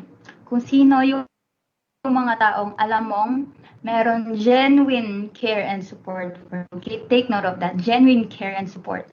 And ilista mo rin, or piliin mo din kung sino yung mga taong nagbibigay ng toxic responses sa'yo. Okay? Even if they are your family, even if that's your closest friend, basta kahit sino na nag-invalidate yung feelings mo or emotions, scratch them off the list. Mamili ka lang kung kanino ka mag-invest ang time to tell your problems to. You know that feeling, guys, diba, na magkikwento ka and then ganun klaseng response yung ibibigay nila sa'yo. Kasi people who respond with toxic positivity is either una, tinatamad sila mag-advise. Pangalawa, hindi sila interesado sa kwento. Or number three, or last, sila yung mga taong masyadong narcissist wherein they do not bother to put themselves in the shoes of other people. That's why, binibase lang nila yung mga sinasabi nila kung ano yung sitwasyon nila. That's why they tend to give insensitive comments towards your struggles or problems na sinasabi. Third, self-care, okay? Because at the end of the day, even if maiwasan mo lahat ng mga taong nagbibigay sa ng toxic positivity, if ikaw sa sarili mo, you keep on giving yourself a false encouragement, then wala rin. Diba? Huwag mong plastikin yung sarili mo. If you're not happy, then don't feel guilty about it. Okay? Trust your process of healing. Hindi mo naman yan makukuha overnight, diba? So, it's okay not to be okay. Diba? Lagi natin sinasabi yan. It's okay not to be okay. It's okay to struggle. It's okay to feel lost. It's okay to not know what to do as of now. Because eventually, you will find your way back. Not now, but I'm sure you will. Last is the most uncomplicated tip that I can give you guys is to practice the art of not giving attention towards those people who keep on injecting you with toxic positivity. Simple as that. Hayaan mo sila. Hayaan mo sila magsalita. Hayaan mo sila mag-comment. But their toxic opinions should not matter to you anymore. Okay? Stop explaining yourself to them because some people will only understand it from their level of perception. Okay? The less you respond to negative people, the more peaceful your life will become. 'Di ba? Lagi ko sinasabi sa mga friends ko, dapat wala kang pake sa kanya kasi wala siyang dulot sa'yo. Too harsh, okay? Too harsh, but that's the reality, guys. Okay? Their opinions should not matter to you. Okay? Those people who keep on injecting you with toxicity is not worthy of your time and attention, so do not waste it with them. So that's it, guys. Thank you so much. But again, I'm not forcing you guys to do these things because I do believe that you have your own process and techniques on how you can overcome toxic positivity. Okay? What I have discussed earlier might or might not be applicable to your situation, but I am glad that I have the opportunity to share my experiences with you. Okay? Thank you.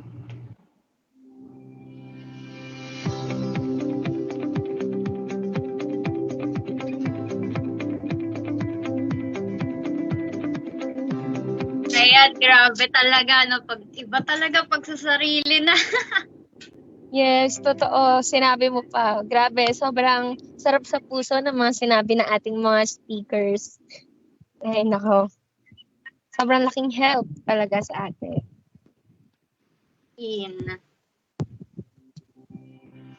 So now, hindi pa dyan nagtatapos dahil we also have our special guest.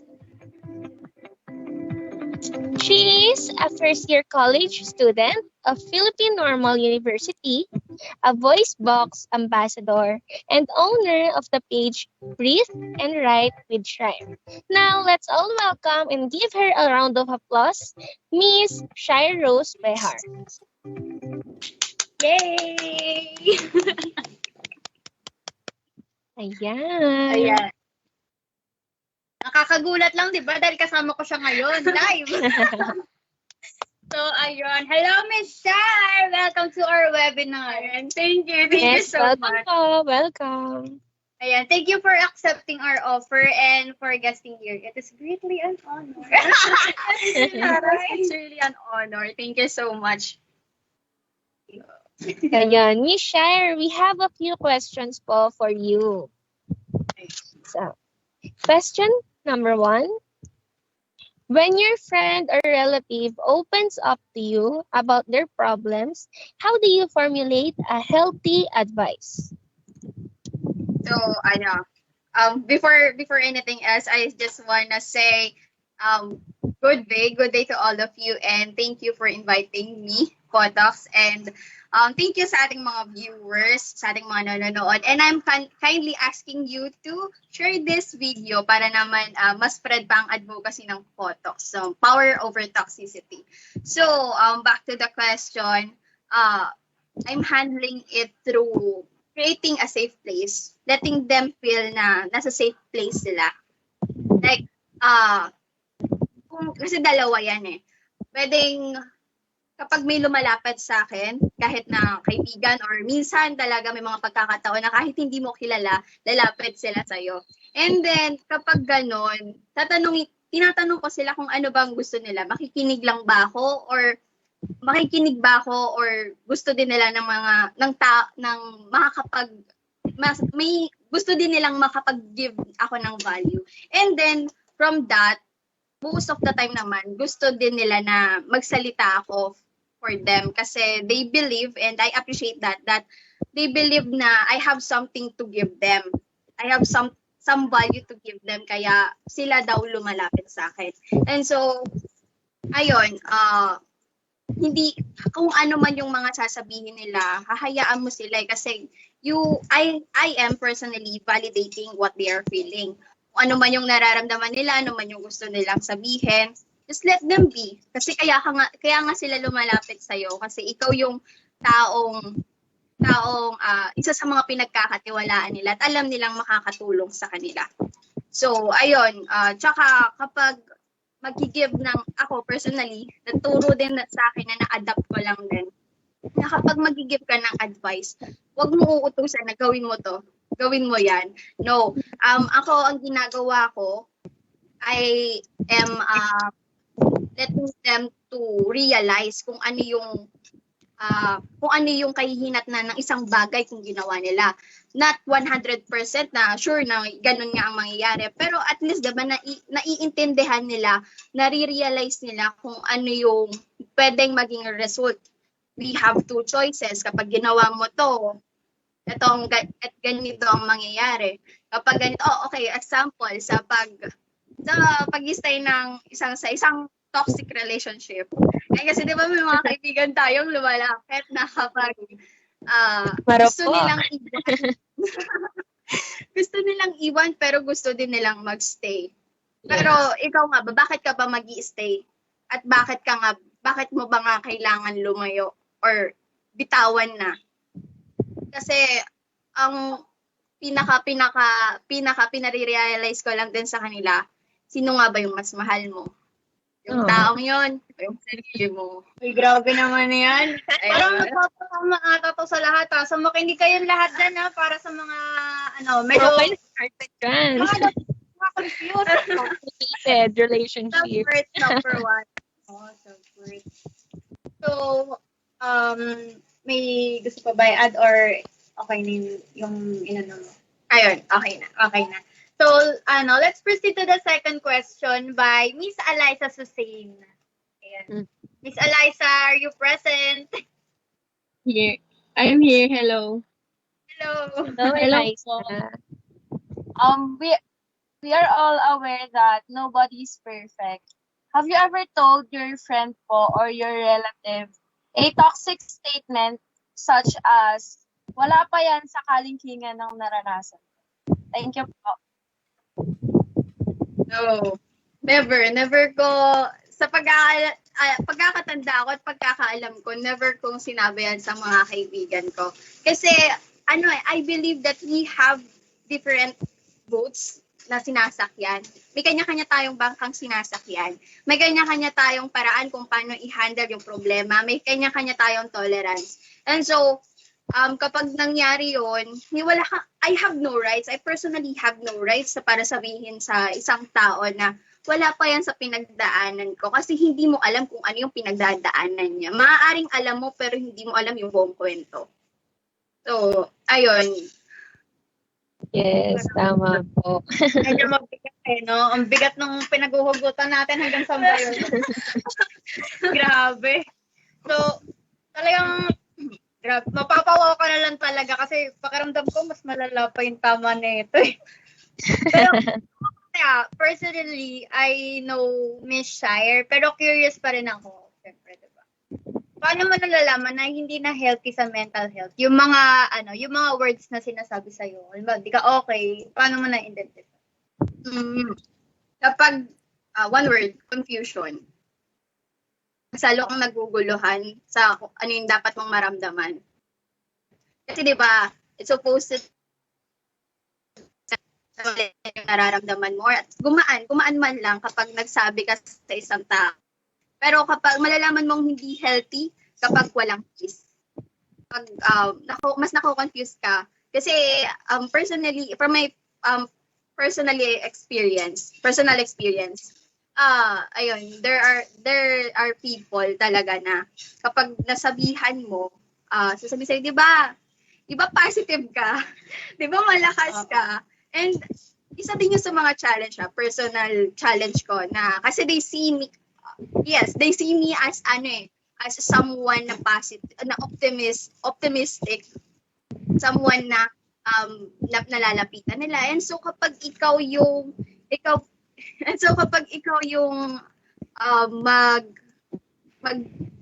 magsasabi ng problem. So may times din naman talaga tao ka. So nagkakaroon ka talaga din ng problema. Pero may times na nagiging hesitant ka. Pero ngayon I am thankful to those people na I have, to my friends, kasi alam ko na nawala na ako doon eh. Nawala na ako sa mga taong may toxic positivity, toxic mentality. So, ayun, kaya ang advice ko din na kapag may mga taong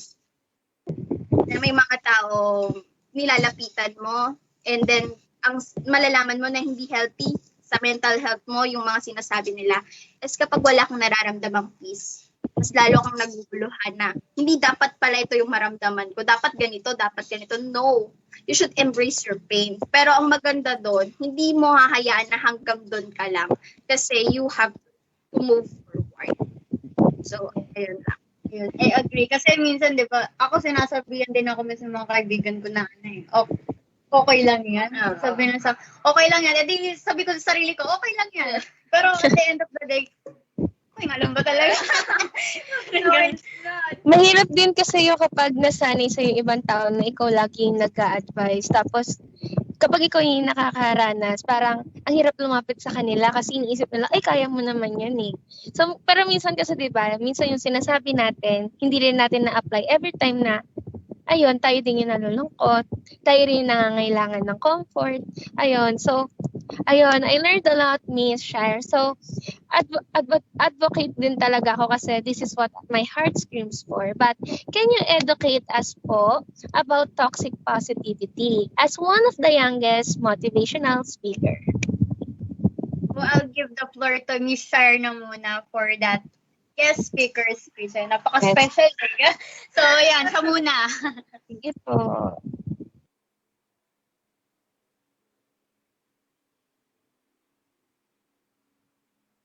So, good day again. Good day to all of you, and thank you for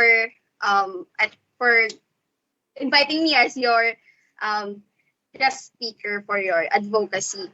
And I really appreciate you guys, sa ating mga viewers, sa ating mga nanonood, sa ating mga nag-share, nagko-comment dyan. Thank you so much, and may we receive heart reaction naman dyan, guys. Paulanan nyo naman kami ng heart. Ayan. So, everyone, breathe. So, again, I am Shairos Tibihar, and a first-year college student of Philippine Normal University, and I am here to talk about toxic positivity. So, toxic positivity. Ano nga ba yung toxic positivity? According to Mark Manson, of not giving an F censored, a counterintuitive approach to living a good life. When you try to stop negativity, is a toxicity. So, toxicity na pala yun na kapag tinatry mong stop yung negativity from its existence. Ganun na pala yung tawag doon. Yes. Paano at bakit? Because simply, negativity is existing. As simple as that, na negativity such as problems, challenges, trials, mistakes, disappointments, failures, those are negativities. Yung mga tao kasi na iniiwasan ng mga problema, right? May mga tao na sige, hayaan mo na lang, okay lang din yan. Nga, katulad ng mga na-discuss natin kanina sa ating mga speeches and sa mga nasabi ko din a while ago, na may mga tao na sasabihan ka na, or sila mismo sa sarili nila, okay lang yan, lilipas din yan. Pero paano lilipas kung patuloy mong iniiwasan, right? And to make you know people, tao ka, tao tayo. Pero hindi ka tao lang. So, may mga pagkakataon talaga na sa buhay, magkakaroon ng mga problema, ng mga challenges, but it is not meant to define you. You fail, but you will never be a failure. You are not a failure. Nakakagawa ka ng mistakes, pero hindi ka pagkakamali. Minsan, nadi-disappoint ka, pero to make you know, hindi ka disappointment. And ayun, may mga signs tayo kung ikaw sa sarili mo or may kakilala ka na nagkakaroon ng nagiging toxic yung positivity niya. Akala natin positivity, but it is not a positivity, is toxicity. One of that is when you are being pretentious. Yung mga natamaan siguro, no? Isa na rin kasi ako dyan sa mga yan. noon. And I am happy to tell you na na-overcome ko siya. Kasi nga, 'di ba, may mga bagay na hindi natin dapat panatilihin na hanggang doon lang tayo. Kung ikaw ay sa tingin mo ay natapos ko na yan, ako rin yan noon, and then I wanna congratulate you. And if you are that someone naman ngayon, I wanna congratulate you also. Because I know and I believe that after this webinar, you will take an action. Because this webinar ay nabuo hindi lang para sa wala lang. This is an advocacy. So, I believe that after this webinar, you will take an action. So, ayun, being pretentious. Paano? You know, you see, you feel, but you pretend that as if it is nothing. Yes, maybe may pagkakataon na makikita natin siya as a positive one, pero it is not what really it is. Because life is, how will you get on with your life kung patuloy mong iniiwasan yung mga negatibong bagay? 'Di ba? So, remember that you can't solve a problem if you don't know what the real problem is. And when you know what the real problem is, hindi mo dapat hahayaan na hanggang problema na lang yon, because problems are meant to be solved. Kaya nga tayo merong problem solving eh. Diba? Kaya, if you know what the real problem is, you should solve it. You are meant to solve it, to take an action para mag-move forward. Because I believe that growing is living. And when you are living, you are growing. If you are being stagnant, teka, hinto ka muna, pause it for a while, breathe. Tignan mo kung ano yung mga mali. And kung makita mo, ma-analyze mo, I believe that there will be right people right at your back who are willing to help you. And this community is one of that. So, ayun, paano ka nga ba rin nagpe-pretend? Siyempre, through sugar coatings. Just get on with it. Okay lang yan. Hindi naman masakit. Stay positive. When in fact, you are feeling weak. Yes, it is good na sabihin mo sa sarili mo yung mga encouraging words, but if you are really feeling weak, wala nang masama kung aaminin mo sa sarili mo eh. Kung aaminin mo sa mga taong kasama mo. Why? Because sabi ko nga, tao ka, pero hindi ka tao lang. Na you might feel weak at times, pero admitting it to yourself will help you, to tell you. Mahatutulong yun sa'yo, because admitting to yourself that you are feeling weak, that you are in pain, takes courage. It takes courage to do so. You are admitting that you are feeling weak makes you much stronger. Pero sabi ko nga, hindi lang magtatapos din sa pag-a-admit mo na, okay, nasasaktan ako. Okay, nahihirapan ako, nangihina. Hindi lang hanggang doon yon. Kasi may kasunod yon. After admitting it, you will take an action. You will move forward. Ito nga may mga, ayan din, punta na naman tayo sa usapang love life.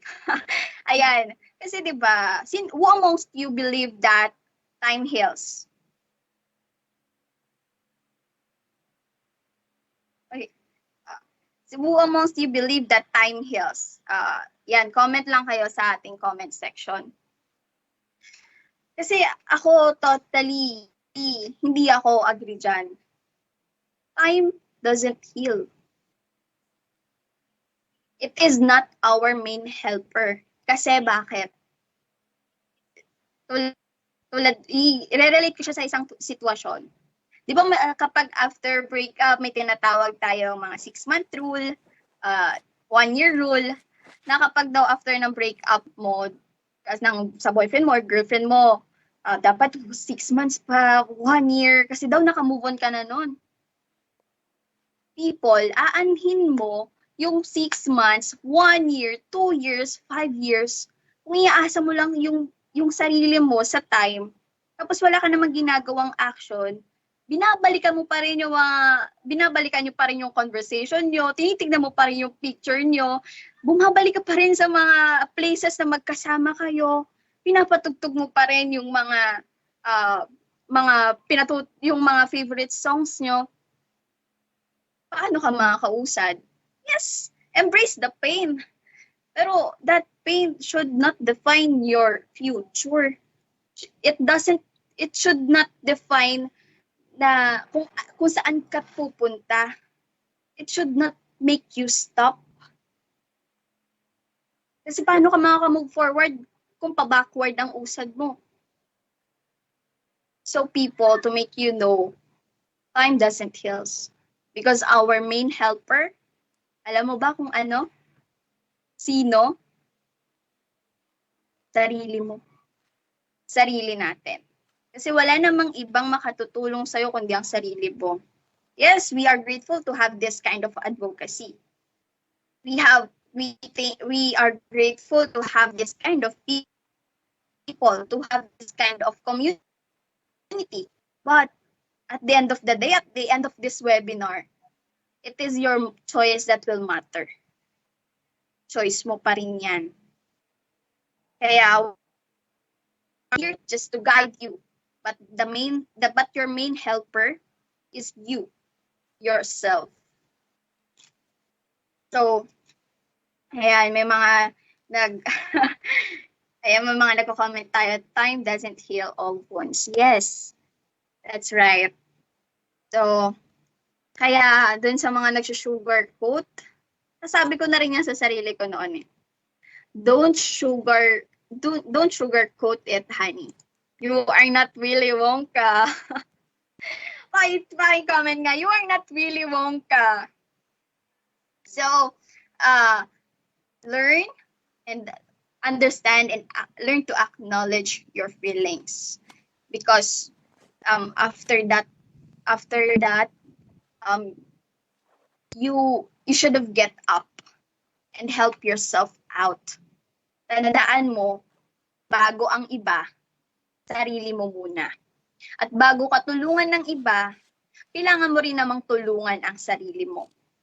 Because at the end of the day, wala ka ng ibang kasama, kundi ang sarili mo. And sometimes, your greatest enemy is the person on the mirror. But he should and will and should always be your ally. Kakampi mo ang sarili mo. Minsan nag-aaway kayo, pero siyang kakampi mo. Siyang tutulong sa'yo. Kaya, this is not about something religious or what, but I just wanna encourage you that if you are that someone na natamaan sa content na ito, or you know someone, we wanna make you know that you are not alone. You are not alone, and aside from these people, there is someone who is there by your side, by your side 24/7. He is God, and He is using as people as His instruments for your life. So before I end, I wanna share this life verse of mine, John 16:33. These things I have spoken to you, that in me you may have peace. In the world you will have tribulation, but be of good cheer. I have overcome the world. He has overcome the world, so will we. So, kung ikaw man yan, I cannot see you. Pero, kung dama mo, and I am encouraging you to put your right hand in your chest where your heart is. And repeat after me. I am loved. I am worthy. I am appreciated. Jesus is my God. Jesus is my Savior. And I am a child of God. My name is written on the book of life. So, thank you so much, people, and God bless. And again, I am Shiro Stibihar. And don't forget to breathe and talk with me. Thank you. Sarili ka na. Yeah! Pero ang Wow, grabe. Suka dito, Mars. Sobrang Ayan. sarap sa puso. Grabe, I'm almost crying like, Can't deny the fact, Cheska. Napakaraming realizations. And of course, gusto ko lang din i-share sa inyo yung akin. Meron din akong life quote, which is, even if your problems is as big as the ship, remember that our God is the ocean. So, ayun guys.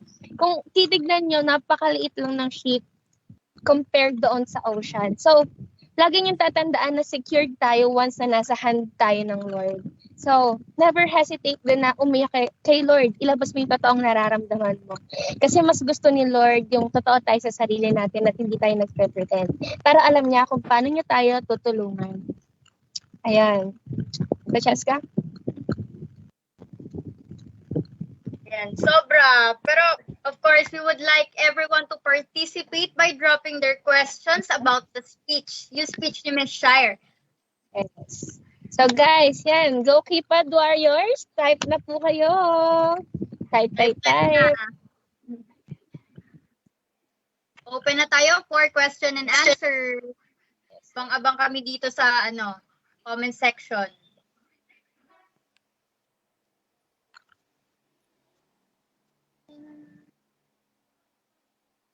So, baby, habang nag-aabang tayo ng mga questions, we're open for Q&A dyan sa comment section. Kahit sino pwede magtanong. But before that, Adi? Yes, yan. So, to express our deepest gratitude for sharing your insights about toxic positivity, yan.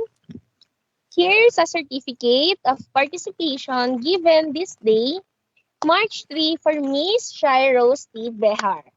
This is from the full Potox team. And Miss Shai, thank you so much po. Thank you so much. Yay. Ganda naman. And thank you so much kay Miss Jelica Reyes. And of course, in courtesy of It's Up to You by Gladys Joy Romero. Ito, kanina ko pa pinoproblema to kasi yung driver hindi makarating. Pero ito naman. Yay! Oh my God. Enjoy your food, guys. Wait lang. Magbumukbang talaga kami sa harapan nyo.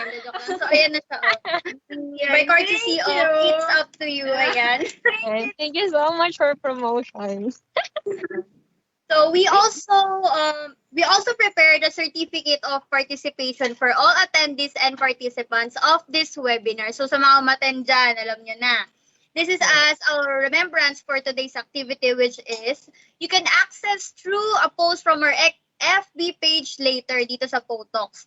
And do you have anything pa or you want to share or promote, like may mga guesting ka ba sa ibang ano? Ayun, I just wanna say that I thank you. Ang lagi kasi din ng part na to. This is my second live guesting, and thank you sa Voice Box Training University, and kindly like my page, Breathe and Write with Shire. So thank you so much and God bless. Yan. So may additional dito si Mama, may pa-cheers daw. Ayan. Ganda talaga sila para dito. Yo. So, kamusta na yung comment section natin? Kasi medyo delay tayo eh. Ano kaya? Yes. May mga Check natin. Check natin kasi sino mga nag-comment na. Kita ko pa lang dito is yung mga, ayun, yung insights nila about doon sa tawag dito, sa speech. Sabi ni Ross John Dale Pilien, talaga tong mga tong kukulit talaga. Sabi ni Miss Shar kasi, bago ang iba, sarili muna. Grabe, tumatak yun ng, gano'n talaga. Pero sabi niya, tama, mas unahin ang sarili bago ang iba. Dahil sarili mo lang ang tanging kakampi at kaaway mo. Pero, mas makakatulong kung mas pahalagan mo muna sa sarili mo bago ang iba. Grabe yun. That's right. Separate. Pero sabi ni Sabrina, kanina sa ni Michelle, wala akong jowa pero bakit apektado ako? Ang galing-galing daw. Grabe. So, meron pa ata dito from Miss Athena Melinet Ilagan Tirones. Ayan, buong-buo pa. So, if I encounter someone, wait lang.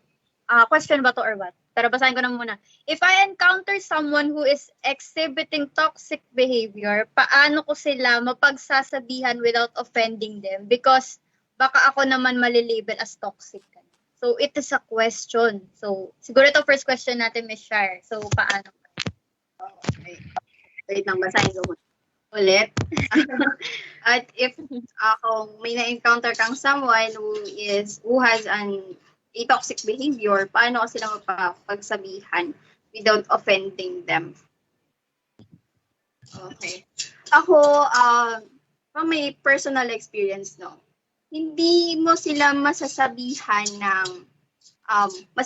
ng direkta eh. Kasi what they believe to be right is the right one for them.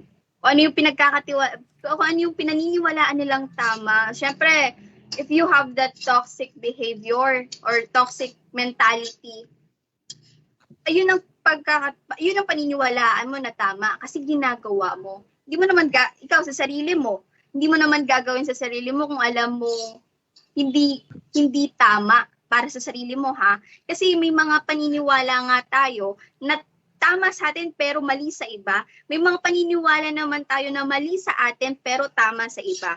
So, ang advice ko lang dyan, if you have encountered someone who has toxic behavior or toxic mentality, avoid them. That is the best way kasi hindi mo sila mapagsasabihan unless ikaw mismo yung nakararanas nun. At least ngayon, alam mo kung ano yung gagawin mo para makakope up doon. Pero kung na-meet mo lang sila somewhere, kung kaibigan mo sila, pwede mo silang mapagsabihan. Pero kung inaasahan mo na hindi sila ma-offend, malabong hindi sila ma-offend kasi I believe na kapag kinorek ka kahit na kinokorek ako ng ibang tao, may part na ma-offend ka. Right?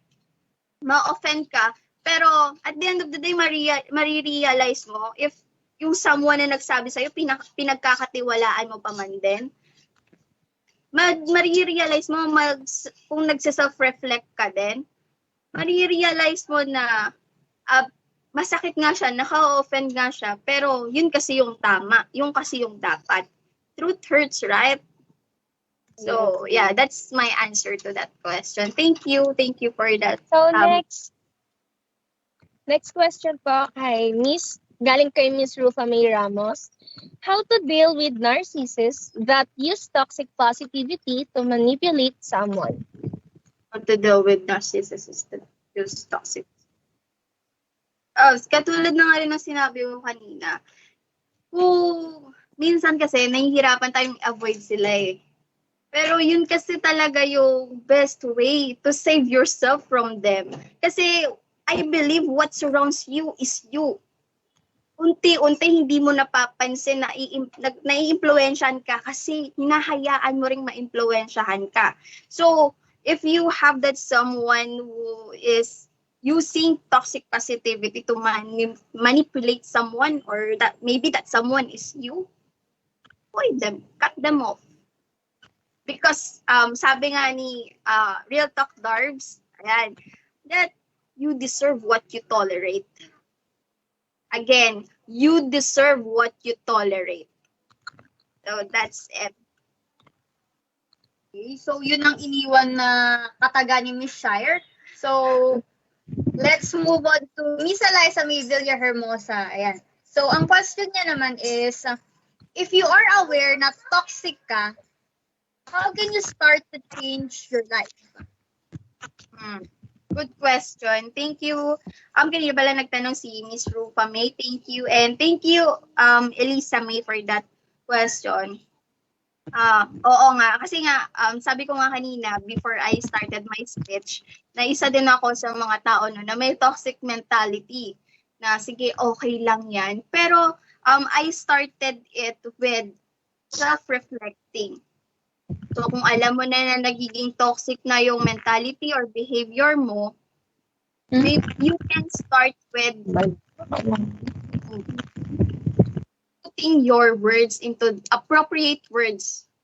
Na hindi nagpa-positive ka, positive yung mga sinasabi mo, pero hindi mo ini-invalidate yung feelings mo. Kasi 'di ba, lahat naman din nga talaga nagsisimula sa sarili natin. Bago natin gawin sa iba, sa atin muna kailangan magsimula. So, again, if you are aware na may toxic behavior mentality ka, self-reflect, and we can start it with words. Changing your words, na admitting yourself that you are in pain, or validating someone's feeling kapag ikaw naman yung pinagsasabihan. So there are solutions for that, step by step. Baby steps lang tayo. Baby steps. So, eto, For mga small steps, yeah. lang. Oo, totoo. Because it takes time. Kasi nga, di ba, time will not heal you. Or walang, okay, nonsense ang time kung hindi ikaw mismo sa sarili mo tutulungan. yes, correct. So, ayun. Thank you, Ms. Shire. Now, meron pong isang question dito na pumuho talaga sa pansin ko. Sabi ni Mr. Hans Dominic Serna, how do we deal with parental toxicity? How do we approach elders? Okay, that's a good question, Hans. How do we deal with parental toxicity? And how do we approach elders? Kasi, to be honest, sa akin, I wanna thank my mom. Alam ko nanonood siya ngayon. I wanna thank my mom kasi even though I have problems, I know na she's my best friend. So, hindi ko siya naranasan personally. So, if that's so, yung parents mo na mismo yung, mahirap din talaga yan, challenge yan. Kung yung parents mo mismo yung, masasabi natin, kalaban mo, kasi, syempre, nasasaktan ka sa kanila. Siguro, you can approach our those ones who are in profession. Yan, kaya meron, di ba, sa school, kung ikaw ay isang estudyante pa, Hans, you can approach your psychologist in school. Kasi di ba may mga, kung ikaw ay nasa college na, kung ikaw naman ay nagtatrabaho na, I believe that there is someone who is willing to help you na nasa profession. So, seek help. Thank you, Hans. So, siguro mag-ask din tayo ng question sa mga speaker din natin. Kasi baka meron din silang gustong sabihin di ba? So, for this time, from Marie Nicole Manalili, ayan. How to cut off toxic relationship. Ayan, sa mga ka-co-speakers natin, baka meron pang kayong gustong sabihin or baka gusto niyo pang magsalita. It's your chance. Go. Go, guys. So, habang nagpe-prepare sila, dagdagan ko muna yung dun sa question ni Hans na how do we deal with parental toxicity. So, syempre tayo, bata pa tayo, and tayo nasa parents pa rin tayo nakatira. So, minsan, ayun nga, minsan may inis ka kapag napagsasabihan ka or what, pero wag yung kakalimutan yung respect kasi mas matanda pa rin sila sa atin. Don't forget na mas matanda sila, so matuto pa rin tayong kausapin sila ng maayos, and mas okay na mag-open ka ng nararamdaman mo. But, ayun, kung hindi mo nga rin masabi and masyado din overpower yung sinasabi mo, siguro mas better din na, okay na, kahit sabihin mo na, at least nalabas mo yung nararamdaman mo. Kasi at the end of the day, nare-realize din ng parents natin yan eh. Na kahit hindi, ayun, nasa init ng init ng pagtatalo yung nararanasan natin. Pero at the end of the day, may realizations both sides. So, ang pinaka-importante doon yung respect. Wag niyong kakalimutan yung respeto sa isa't isa. Yun lang. So going back with the question, kay Marie Nicole Manalili, how to cut off toxic relationships? Ayan. Oh. Yeah. How to cut off toxic relationships? Then, bakit mo patatanungin kung paano i-cut off ang isang relationship? Then, end it. Yes. End it na, kasi you are saving yourself and not just yourself, but also that person. Kasi, kung special someone yan, kung special relationship yan, or romantic, yan, tinatawag natin romantic relationship. And it, hanggat alam mo na palang toxic, so end it na. How to cut off, walang way eh.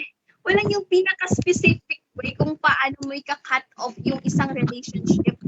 Simply end it, pero alam kong mahirap. Simpleng sabihin, sabi nga, di ba? Simpleng sabihin, pero mahirap gawin. And it takes courage.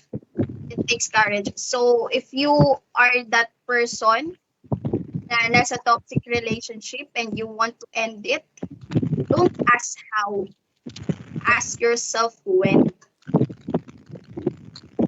Thank you.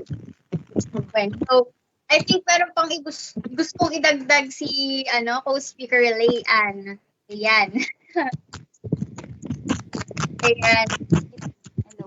So, yun, tama si Ate Shire na how to cut off toxic relationships is to easy end it. 'Di ba? Ganun lang kasimple, guys, na bakit mo nga, minsan kasi 'di ba, kaya natin hindi sila matanggal sa buhay natin. It's because parang mahaba na yung pinagsamahan or importante siya sa'yo, ganun. Pero 'di ba, isipin nyo, bakit nyo panghihinayangan yung taong nagbibigay sa inyo ng toxicity, 'di ba? Dapat mas manghinayang kayo dun sa panahon na pwede kayong maging healthy or pwede kayong magkaroon ng peace of mind kaysa dun sa panahon na nandyan nga yung tao sa buhay nyo pero nalulungkot naman kayo, ganun. Ayun lang.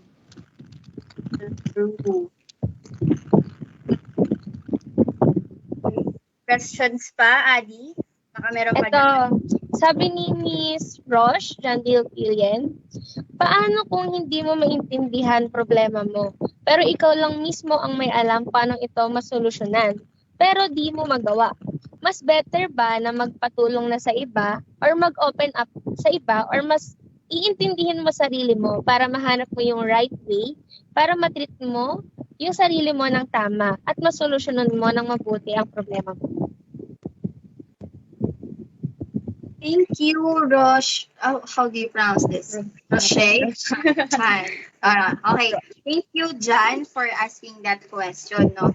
So, paano mo nga ba maiintindihan ang sarili mong problema kung ikaw lang mismo ang may alam? Then ikaw na mismo ang nagsabi na if you are that person na nag-struggle kung paano may intindihin yung problema kasi ikaw lang yung may alam, then kaya ka rin may community. Kaya ka may mga, kung may family, friends, and kung family naman yung problema, meron kang mga kaibigan. And we have this people in profession. So, you have to take an action. To help yourself, you must admit it and you must help yourself out din. Kasi ako din ang na-realize ko, minsan masakit, hindi siya minsan masakit, pero masakit siya kung sasabihin sa'yo. Minsan kapag isinasarili mo kasi, ang tawag doon, pride. You are being, pagiging ma-pride kasi, alam mo, sinasabi mo sa sarili mo na, akin lang to, sinasarili mo. Pero if you will try to share that on those right people, bakit? May wrong people ba? No. Pero meron lang ding mga tao na alam mo, yun nga, may toxic mentality and behavior na hindi rin naman makatutulong sa'yo. Pero I believe that there will always be people who are willing to help you, who have this right mindset, right behavior, and they will help you to get through. That as you help yourself, they are willing to help you too. So, ayun, kung nandyan ka pa. Kidding. Pero kung dyan, we are advising you to share that. Let it out na wag mong itatago kasi hindi mo masosolusyonan ng problema kung sasarilinin mo lang or kung patuloy mo iiwasan yung problema. So, there are right people to help you as you help yourself too. Sorry. So, sabi ni Jan din, kanina ko pag gusto itanong talaga, nahihiya lang ako. So, it is proven nga talaga na kanya lang. So, Jan, thank you for that ang courage nun. It takes courage to admit to yourself na ayan nga na may problema ka na ikaw lang nakakaalam, and we are advising you to let the people help you because sabi nga 'di ba kanina sa speech, no man is an island. So yeah, good. There are right people to help you as you help yourself too. And I think meron pang gustong idagdag si Miss Cassandra Valiente.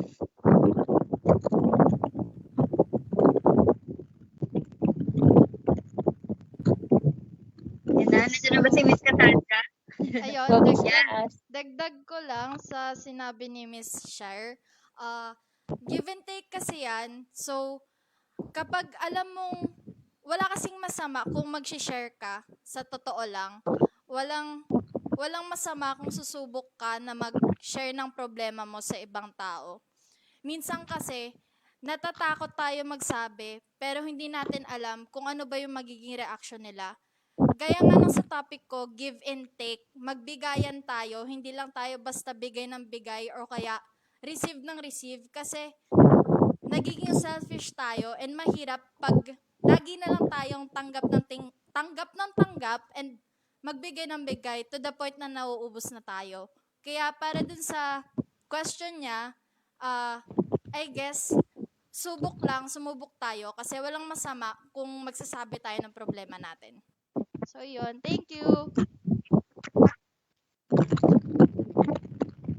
Yeah, that's Thank right. you so much, guys. Sabi nga, di ba, hindi mo maibibigay ka sa sarili mo, di mo maibibigay sa iba kung mismo sa sarili mo wala ka o nauubos na. So, thank you for that question. Hope it helps.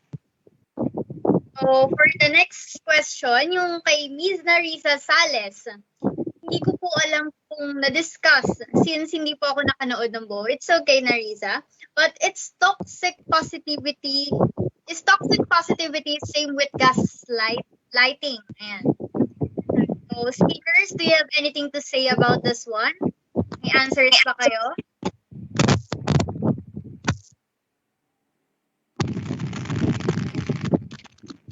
Go ahead.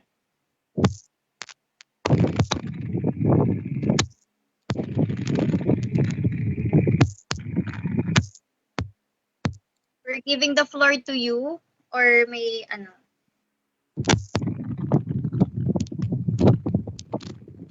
Miss Melary? Yes.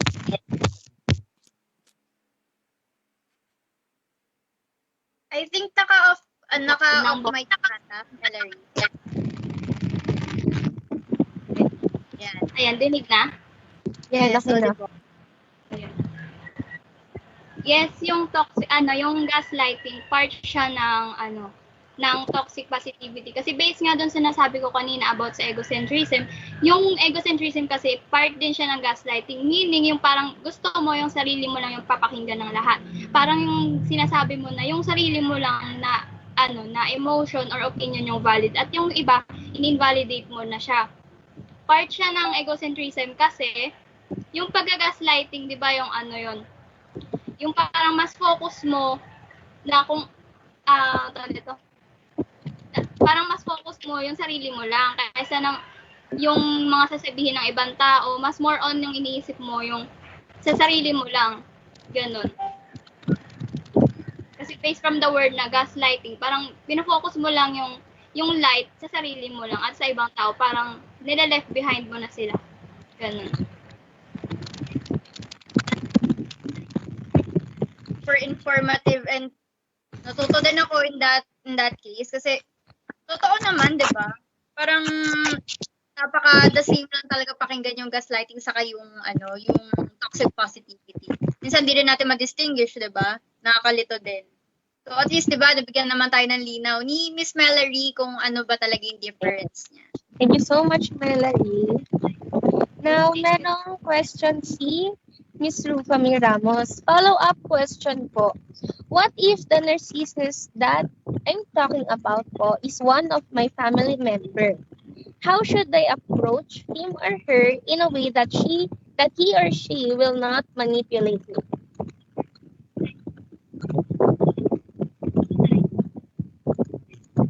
So, thank you, Rufa, for that question, follow-up question. And, ayun nga, as what I've said, na ang isa talaga sa pinakamalaking challenge na kaharapin mo is if yung family mo mismo yung nag-challenge sa'yo or nag-cause sa'yo to feel those things. Because sila yung kasi yung mga araw-araw nating nakakasama, sila yung mga, we have this thing we called as familiarity.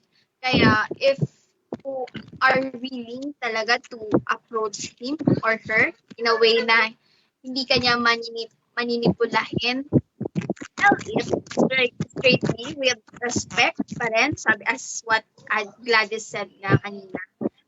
Respect is important kasi kapag kahit naman hindi sa family, pero syempre particularly sa family, kailangan talaga din ng respect. Lalo kapag ganyan yung mga bagay na sinasabi mo, pero kung ita-take niya yon as an advantage or disadvantage, it is up to him or her eh. Kasi basta ikaw, sa sarili mo, sinabi mo, inopen up mo, and that is your part, and that is a good start of opening up to someone. So that's it. Napakaganda ng message as in. So, moving on to the last question from Sebastian. How would someone know if they're the one who is toxic? Ayan, thank you, Sebastian. And if hindi ka nakaabot sa kanina, no, na we have these signs of toxic positivity or toxicity na aside from the speeches that we had a while ago from our speakers, what I've stated a while ago are number one is when you are being pretentious, you are sugarcoating things, and you are avoiding things, particularly as negativity from its existence. Iniiwasan mo siya kasi ayaw mo. Pero hindi mo maiiwasan ng mga negatibo kasi parte yan ng buhay.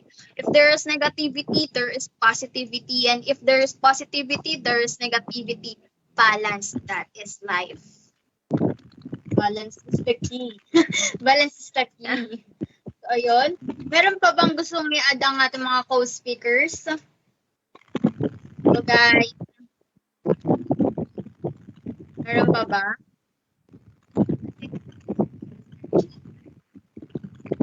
I think wala na ata. Wala na ata. Ayan. So, kung wala na, let's proceed to this power lessons of the day. Ayan. Thank you for answering so much madaming questions. Kasi actually, hindi ko na nabilang kung gano'ng kadaming questions yun. Yes. Pero, ayun. Sobrang nakakatuwa kasi ang dami talagang nag-join sa atin. So, naway lahat po talaga ay natuto sa webinar na ito. Everyone who is still listening and present here, may we request everyone na i-comment ang mga natutunan nyo for today with the hashtag power lesson of the day. Ayan. Power lesson of the day. I-comment nyo na po yung hashtag power lessons of the day nyo. Yan, lalo na sa webinar. And we'll read it later. And, oo nga pala, yung mga response sa'yo, Miss Shar, and sa ating mga co-speaker, eto sila. True, from Miss Alid Behar and si Tita. Ay, Mayan. And thank you din daw from Miss Rufa May Ramos. Thank you. Yan. Kay Miss Eliza May Villar Hermosa, yes, I agree. So, meron pa ba? Yan. Very effective daw, sabi din ni Eliza. So much Eliza. And sumagot na din si si Jan. At least nandiyan pa siya, di ba? Yes. So, ayun, yes, at meron din kasi taong sasabihin lang sa'yo na okay lang yan at lilipas din yan. Kaya nakakadalawang isip. Ano, nabulo? So, yun, nakakadalawang isip din minsan kung mag-o-open. Alien cutting, go Mima Melary, grabe. Ayun. Sabi ni Riza, thank you for responding to my question po. You're welcome daw. Thank you sa inyong lahat. Kay Tita din, kay Miss Alid Behar uli, nasa surroundings lang talaga ang toxic. Ay! So, ayan na. Hala, may nag-hashtag na dito na Power Lessons of the Day by Miss Athena Melinette Ilagan Torres. Can you read it, Miss Gladys? Ito ang sabi niya, as a human, I deserve to be, hashtag power lessons of the day. As a human, I deserve to be surrounded by people who will support and guide me instead of those na mag-drag sa akin pababa. Instead of staying with those kind of toxic people, I should leave them and find people na matatanggap ako and will love me as I am. Hehe, thanks Potox. You're welcome, Miss Athena. Thank you so much po for sharing your power lessons of the day. Grabe. So, syempre, hindi lang naman tayo sa comment section titingin, no? Syempre, pati yung mga speakers natin. Alamin naman natin kung ano din yung mga power lessons of the day nila, mga hashtag na yan. Oh, it's your turn uli. Go, go. Yan na, mga nag-open cam na. Sige, open cam na kayo. Go. Go, guys. Sayang naman yung ayos at ka-freshan yung today, di ba? Mga naligo pa tayo. Sayang naman kung di natin na-expose to. Yeah. Minsan lang tayo maligo. Kakabutingan. Okay, go. Ako muna. Sige. Narinig niyo ako? Yes, ganito. Ayun, yung sinabi kanina ni Miss Shire na time doesn't heal all wounds, mas lalo akong naniwala doon. Kasi kumbaga, buhay natin to, lang na it's definitely okay to let ourselves feel everything and anything. Pero hindi natin siya dapat anuhan. Kumbaga, hindi siya natin dapat tambayan. And connecting it to my topic kanina, introspection, na kailangan talaga natin dedicate ng time sa sarili natin Kasi minsan, yung misunderstandings natin with other people is caused by our misunderstandings with ourselves also. So kung hindi natin maintindihan yung sarili natin, hindi natin maipapaintindi sa ibang tao yung sarili natin. And that hindi tayo dapat tumigil sa yun nga, na gawin yung, kasi type din siya ng self-care, so hindi natin siya dapat kaligtaan. Kasi with that, we can develop a profound sense of life. Yung mentality natin mas titibay, and through that continuous process, magiging holistic tayo as an individual. And mas magkakaroon tayo ng power and strength to face more challenges in the future. And alam na natin yung gagawin natin in the next problems na ma-encounter natin. Yun lang. Sino pa po? May gusto pang mag-share? Thank you so much, Jenica.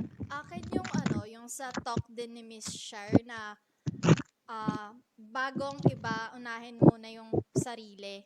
Kasi doon talaga nagsisimula yun. If hindi tayo magkakaroon ng self-care, na napapabayaan natin yung sarili natin, nawawala tayo sa focus, nawawala tayo dun sa goal natin, sa kung ano ba talaga gusto nating gawin sa buhay natin. Kasi minsan, nare-realize natin na parang gusto natin magbigay, pero nakakalimutan din natin magbigay para sa sarili natin. Nakakalimutan natin yung self-worth natin as a person. So, yun yung power lesson ko of the day. Thank you. Thank you so much, Cassandra. Ito, maraming nang nag-comment.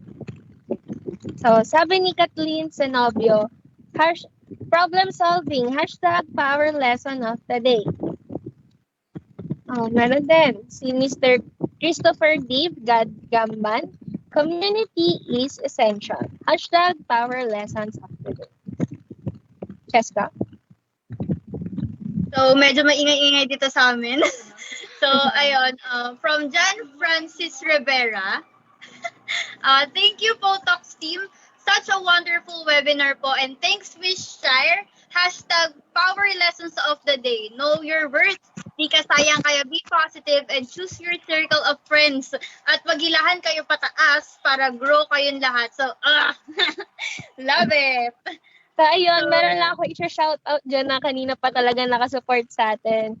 Shoutout kay Aaron Rojas. Yan, thank you so much for supporting me and the whole Potox team. Ayun lang. Shoutout din po pala kay Sebastian for non-stop na panonood sa webinar natin. Thank you. So much. Yan, go for shoutouts na. Lapag nyo ng mga shoutout nyo. Oh wait, may humabol sa #power lessons of the day natin from Mr. Hans Dominic Serna. Sabi niya, guided precautions to necessarily and appropriately intervene with another individual's feelings so we could rightfully guide them and just be there for them when needed. Thank you so much po. And lastly, meron pa ditong from Marijoy Mendez. Ay, meron pa pala. May dumagdag pa. Ayan, di pa siya last. #power lessons of the day. We all have our own shortcomings and toxicity, but it depends on us how we handle ourselves and our surroundings. Being flawed is normal, but living as a toxic person is a choice. It may take time to correct ourselves, and it will hurt because truth hurts, but it will be worth it. Thank you for an awesome webinar. It felt good to know different phases of toxicity and how to avoid and handle them. From Nari Zanales, #power lessons of the day. I learned that it is very important to enlighten everyone about the real meaning of toxic positivity. Thank you for sharing, speakers. Ayan, thank you to sa lahat ng speakers. And from Rufa May Ramos, validate yourself more than anyone else. #power lessons of the day. And then may dumagdag pa, mukhang from mother of Miss Gladys to. Sabi niya, nakaka-proud kayong lahat mga be. Hope na may mga aral kayong natutunan, especially mga nakapanood at nakinig ng topic nyo. As a parent, watching you guys sharing on how to deal ng mga ganyang klase ng tao, mapapanatag ang parents na maganda ang pagpapalaki sa inyo. Wow! Thank you so much, Mama, for supporting us then.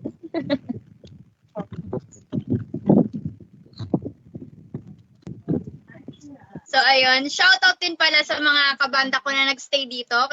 Kila Roche, ay kila John Dale, kay Kuya Sedi Casco, kay Ate Rona Janel Tolosa, kay Eliza May Villar Hermosa, and to my best friend, Marijoy Mendez. Kuya Jason, ayun, maraming salamat sa panonood and pagsistay dito.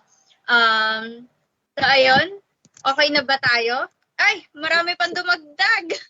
Ay, may mga May nagko-comment. last pa na dumagdag. Go, guys! Habol! Ayun, sabi ni James Nelson, uy, #power lessons of the day. Find others that will help you grow.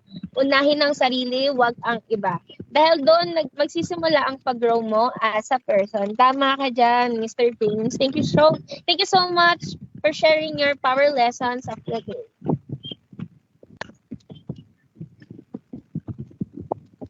So, ayan, I think we're done here. Okay. So, ayun, Adi? it's a long day for us. Thank you so much po sa inyong lahat. And everyone, let's thank Miss Shire by heart. Yeah, let's give her a round of applause. Thank you so much po. Yes. So, again, this is your host, Francesca Macy Yute. And I am Gladys Joy Romero. Now, let's jump to the closing remarks by Mr. Jesus John Parungo. Thank you so much, Miss Gladys and Miss Cheska. Before we end our webinar, first of all, this webinar won't be possible without the guidance of our Lord. To our parents na nanonood din ngayon, thank you. To our guest speaker, Miss Shire Behar, thank you po ate for your time and words of wisdom. To our partners, Naked, Election, Youth for Youths, and Oasis Philippines, thank you and continue to raise your advocacies and keep educating people. And to our team Potox, good job everyone. Thank you for your participation and teamwork. Without you, we will not have a successful webinar. Now, a special shout out to our very hardworking PCM professor, Michelle T. Kayot, for the support, guidance, and encouragement. Thank you very much, ma'am. And to everyone, remember this. Emotions are messy and complicated, and that's okay. The true relationships, true vulnerability happens when we are willing to be there for someone despite the negative emotions. There is a friend who's only there in good times, while there's also a friend who is able to withstand the storm with you. But the question is, instead of being and having that toxic positivity, can you be that light for someone? Can you help them explore their real emotions? When you do this, um, you develop really deep, incredible relationships, and you learn more about yourself and them. Look at the best qualities of yourself. This will boost your self esteem immediately. Don't be bothered about what others think or feel about you. Being a balanced human being necessitates being mindful of ourselves and how we present ourselves in the world. It's time to stop being a sender of toxic positivity if you notice yourself in this position. By insisting on this mistaken mentality, you're damaging yourself and the ones you care for the most. Rather than believing something or nothing, reach for balance and understanding of both positive and negative feelings instead of toxic positivity. Let's all be a listening ear and a helping hand to each other. Break toxic positivity and continue to raise awareness to everyone. We are Potox, always at your service. Thank you for joining with us today. Stay healthy physically and mentally. Stay safe and God bless us all.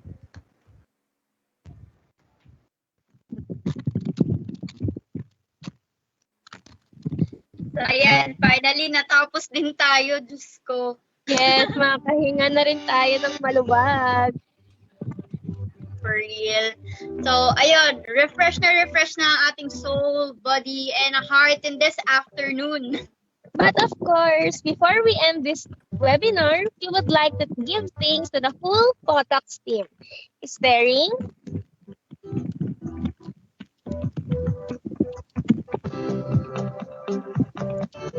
Starring the host, Miss Gladys Joy Romero. and Miss Francesca Yute.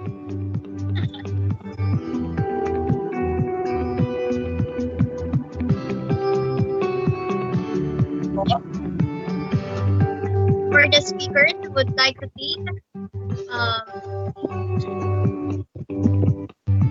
John Royce Limbo, Michelle Mortel, Jesus John Parungaw, Jenica Reyes, Rayan Reyes, Gladys Joy Romero, Melary Taborada, Eliza Torres, Jessica Tumalip, Cassandra Valiente, and Francesca.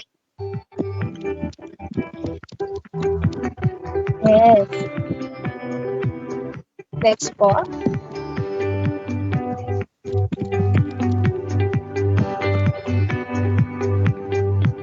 Yes, we would like to thank also the technical staff, Mr. Jesus Parungaw, Ms. Janica Reyes, and Ms. Cassandra Valiente.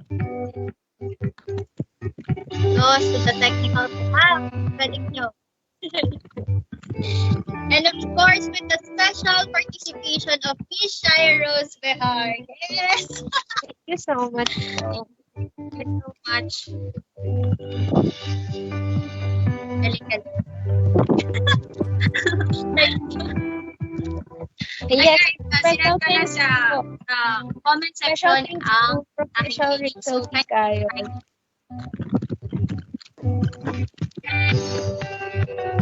And Miss Shire, kindly like my page na nasa comment section na. Please share. Thank you so much. Binigyan na ni Sir yung link kung paano nyo siya makakontakt for more events. Ayan. Pwede yan. Magaling. Sobrang galing yan. I really recommend this girl. And let's move on again with the next one. And next one po.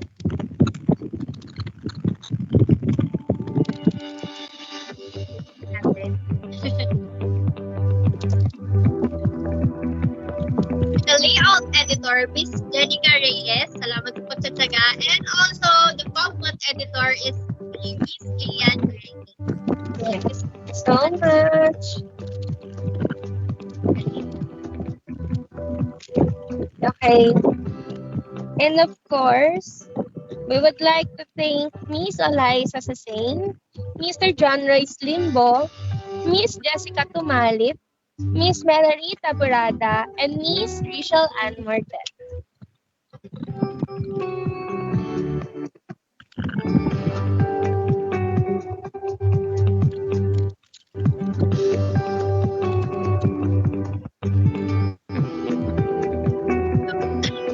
So, I think there's technical error or mabagalan talaga to.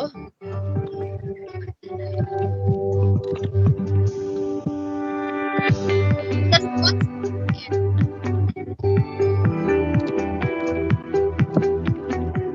sponsored by Ayan. Thank you so much, Miss Gladys Romero. Ayan. Pero, kami sana uwi ko na Thank you so much po sa mga gustong ng masasarap na food dyan. Visit nyo po yung page namin. Makikita nyo po siya sa FB. Search nyo lang po, It's Up to You. And makikita nyo na po yung menu namin dyan. Yun lang. So, ayun. Thank you so much po. Okay, go.